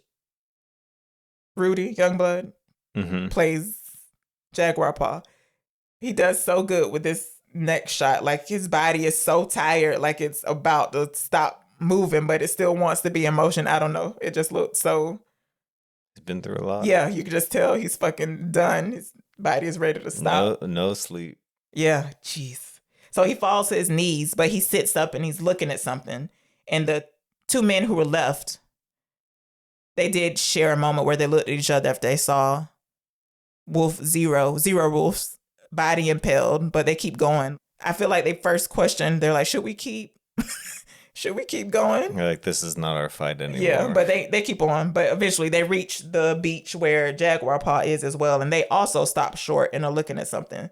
So the camera stays with Jaguar Paw as he stands up. So it pans up. And then I like how it swings around and it comes behind them so we can finally see what they're looking at. And is it four? Four big ships. Yeah, big masted. Yeah, they have a white sails. I don't know if that's a interesting shaped cross. I don't know anything about the Spanish flag sails. Do you remember the shape I'm talking about? Mm-hmm. Is that a cross? It's something's going on at the ends of it though. I don't know. It must mean something. There are 3 boats that men are rowing coming towards the beach. And so the two men just keep, like, they're just so transfixed by it. They keep walking towards them and past Jaguar Paw. So he gets up and goes back to his family. He gets there. She's holding the baby. Is crying. They have a moment. They're walking through the forest and we can see the Jaguar beach. Paw looks down and says, "If you are slain, I will continue on without mourning you to the newborn." What? Never mind. What kind of joke is this? What? You said about What? that's the contract that they have, that they know how No. is. They're a peaceful tribe. They're hunters. They don't have that contract. I'm talking about the crazy killers who go around killing people. They should know. Okay. Look at you. Dumb. So yeah, the family's walking. Jaguar Paw, Seven, the new baby, and Turtles run. But you can see the beach from where they are, and they can see the ships. And Seven asks, "What are they?" And Jaguar Paw says they bring men. She asks if they should go to them. He thinks about it for a moment and he says we should go to the forest to seek a new beginning. Just like the traveling man said at the beginning. So, oh no. And yeah, so he tells Turtle Run to come on. So they keep trekking, and then the closing shot is again of the forest, and it looks peaceful for the moment. But we know that's not going to last because the Spanish have arrived. Mm-hmm. We know there's no happily ever after in this story. Sorry, Turtles Run. Not going to run that far. Oh, so yeah, that's the end of the prophecy. For the one he takes you to will cancel the sky and scratch out the earth, scratch you out and end your world. Which the diseases they brought along and everything else. Did just that. Yes, it did. What do you think your Mayan name would be? Soft grass. Soft grass. Mm-hmm. What about you? Mm-hmm. Surely you don't get to pick it yourself. Surely it gets assigned to you based on whatever. Okay, so what would you call me? I don't know. Wide mouth. Call you Bad Trunk. Okay, so the Brittany Scale. This is a rating system we use to playfully rate and rank the movies that we watch. And it's based on common words that Brendan noticed that I use whenever I describe something. So from worst to best, it's bad, okay, regular, decent, and good. It's not really. Here we go. Jesus Christ. Every time. You can't never let it go. My God. You're introduced to next time. No. It's in evaluating it. Okay. So like asking you like how is that? Mm-hmm. How is that different than what I said? But describing something would be other values. Like that's green or. Okay. I understand. Yes. I understand. So it's like a value judgment. So I'm going to take this opportunity to once again ask you, would you like to introduce the Brittany Scale next time? You have to introduce it. Never satisfied though. Why am I not allowed to contribute any? You can. But why can't you also not introduce it? You have to introduce it and I can make a contribution. You're the one who made the observation. Anyway, clearly, since this is our favorites month, I'm giving this a good. Where are you? Yeah, I'm good as well. I love this movie. It made me a little bit upset with myself for not having watched it in so long. But then you made this so top heavy with. I did. Reliving the Mel Gibson controversy. I was like, oh yeah, that's exactly the reason why I haven't watched this movie in a long time. But we still haven't watched Flight Risk. What is that? That's the Mel Gibson movie? He directed that. The one with Mark Wahlberg. Shut up. Really? Yeah, okay. I thought that was a large part of why you were interested in watching that. No. Oh. Any closing thoughts? It did get nominated for costume and makeup. Something like that. Sound, maybe edited. It looks great. It holds up really well, besides a few, like... soap opera shots. That's what you're talking about? Yeah, there was just some stuff that wasn't as tight as the rest. Mm-hmm. Some of the action shots and motion shots, like, they worked, but there were a few peppered in there that they looked a little corny. And I mean, it's a long movie and it goes by so fast. Yeah. It's so interesting the whole time. Obviously, because of how little we remember being taught about the mind. Probably that's probably actually really plays a big part. Like you're intrigued with this new world. It knocks it. Actually, you know what? I do have another closing thought. It is amazing to me that Mel Gibson made this movie, especially if he espouses so much like anti-Semitism or racism or whatever else might be undercurrents of him as a person. But beyond that, just like how much of a super Catholic he is and that he made The Passion of the Christ and that's so built into his worldview and him as a person that it is so strange to me that he would make this movie that is about an ancient civilization that like predates Jesus, and it's so like affectionately done. I feel like it is I'm sure people will argue with your use of the word affectionately, but I mean, regardless of the things that you brought up of the person seemingly misconstruing the portrayal, I feel like a lot of the articles were saying he didn't try enough, like that he mixed up the Mayans and the Aztecs and that they didn't have rituals like this, but the encyclopedia page says they used to think that in the 1950s or so, but now we know that since they did the pictograph translation or whatever, like they very much had human sacrifices. You're saying he made it seem, it felt like real life. Is that what you're saying when you're saying affectionately done? Yeah, I don't know. Again, not knowing the facts or evidence or anthropology of it enough to speak to it. To me, it seems like it is coming from a place of reverence. I didn't think it made them look bad at all. I didn't feel like, oh, look at these nut job religious people. Like that's just the way it was. Do you know what I'm saying? That's what I said. Savage doesn't come to mind when I see stuff like this. Yeah, and it's a wonder to me that if he focused on it and decided to do it purely from recognizing it as just a great storytelling opportunity, because I feel like it just goes so counter. It doesn't seem like he's presenting as like well, here come the Spanish to It didn't naturalize the savages or anything, or bring them culture, or bring them religion, which they would have been bringing Catholicism, I would think. And then I don't know if you saw, but he no, they couldn't have been bringing Catholicism. I don't know. Don't ask me when she started. 6,000 BC. I don't know what the fuck am I talking about? I don't know. I don't know what I'm talking about either. It's just weird to me that Mel Gibson made this movie. Noted. So apparently he also got accused by a Mexican director of ripping off his ideas.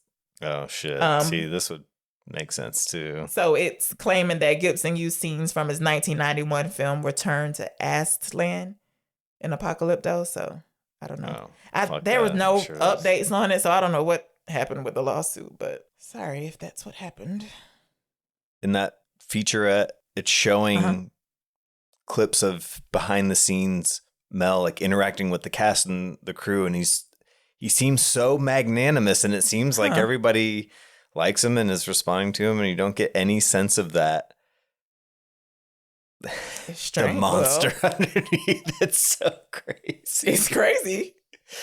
It is. You got to listen to some of those old audio clips and hear just how unhinged, possessed he sounds I don't want to. in some of those. Blow me. Sounds like Brendan. Okay. It sounds like The Somebody's Exorcist. For real? Yeah. Jesus it sounds Christ. like dark. It sounds like Dark Night of the Soul. Like he's going through the worst time of his life. It sounds bad. Whew. So next week for our favorites, it's Brendan's pick, Interstellar from 2014. And it's going to be playing in select theaters, right? The 24th? Yeah, for whatever reason. Was there a reason? 12th anniversary. I don't know. Yeah. So check Fandango. Maybe it's streaming on something. We didn't check. You think it's streaming on something? It's streamed on various services. I'm sure it's on something right now. But until then. This has been Black and White Movie Night. I'm black. I'm white. You're wrong and I'm right. Black and white.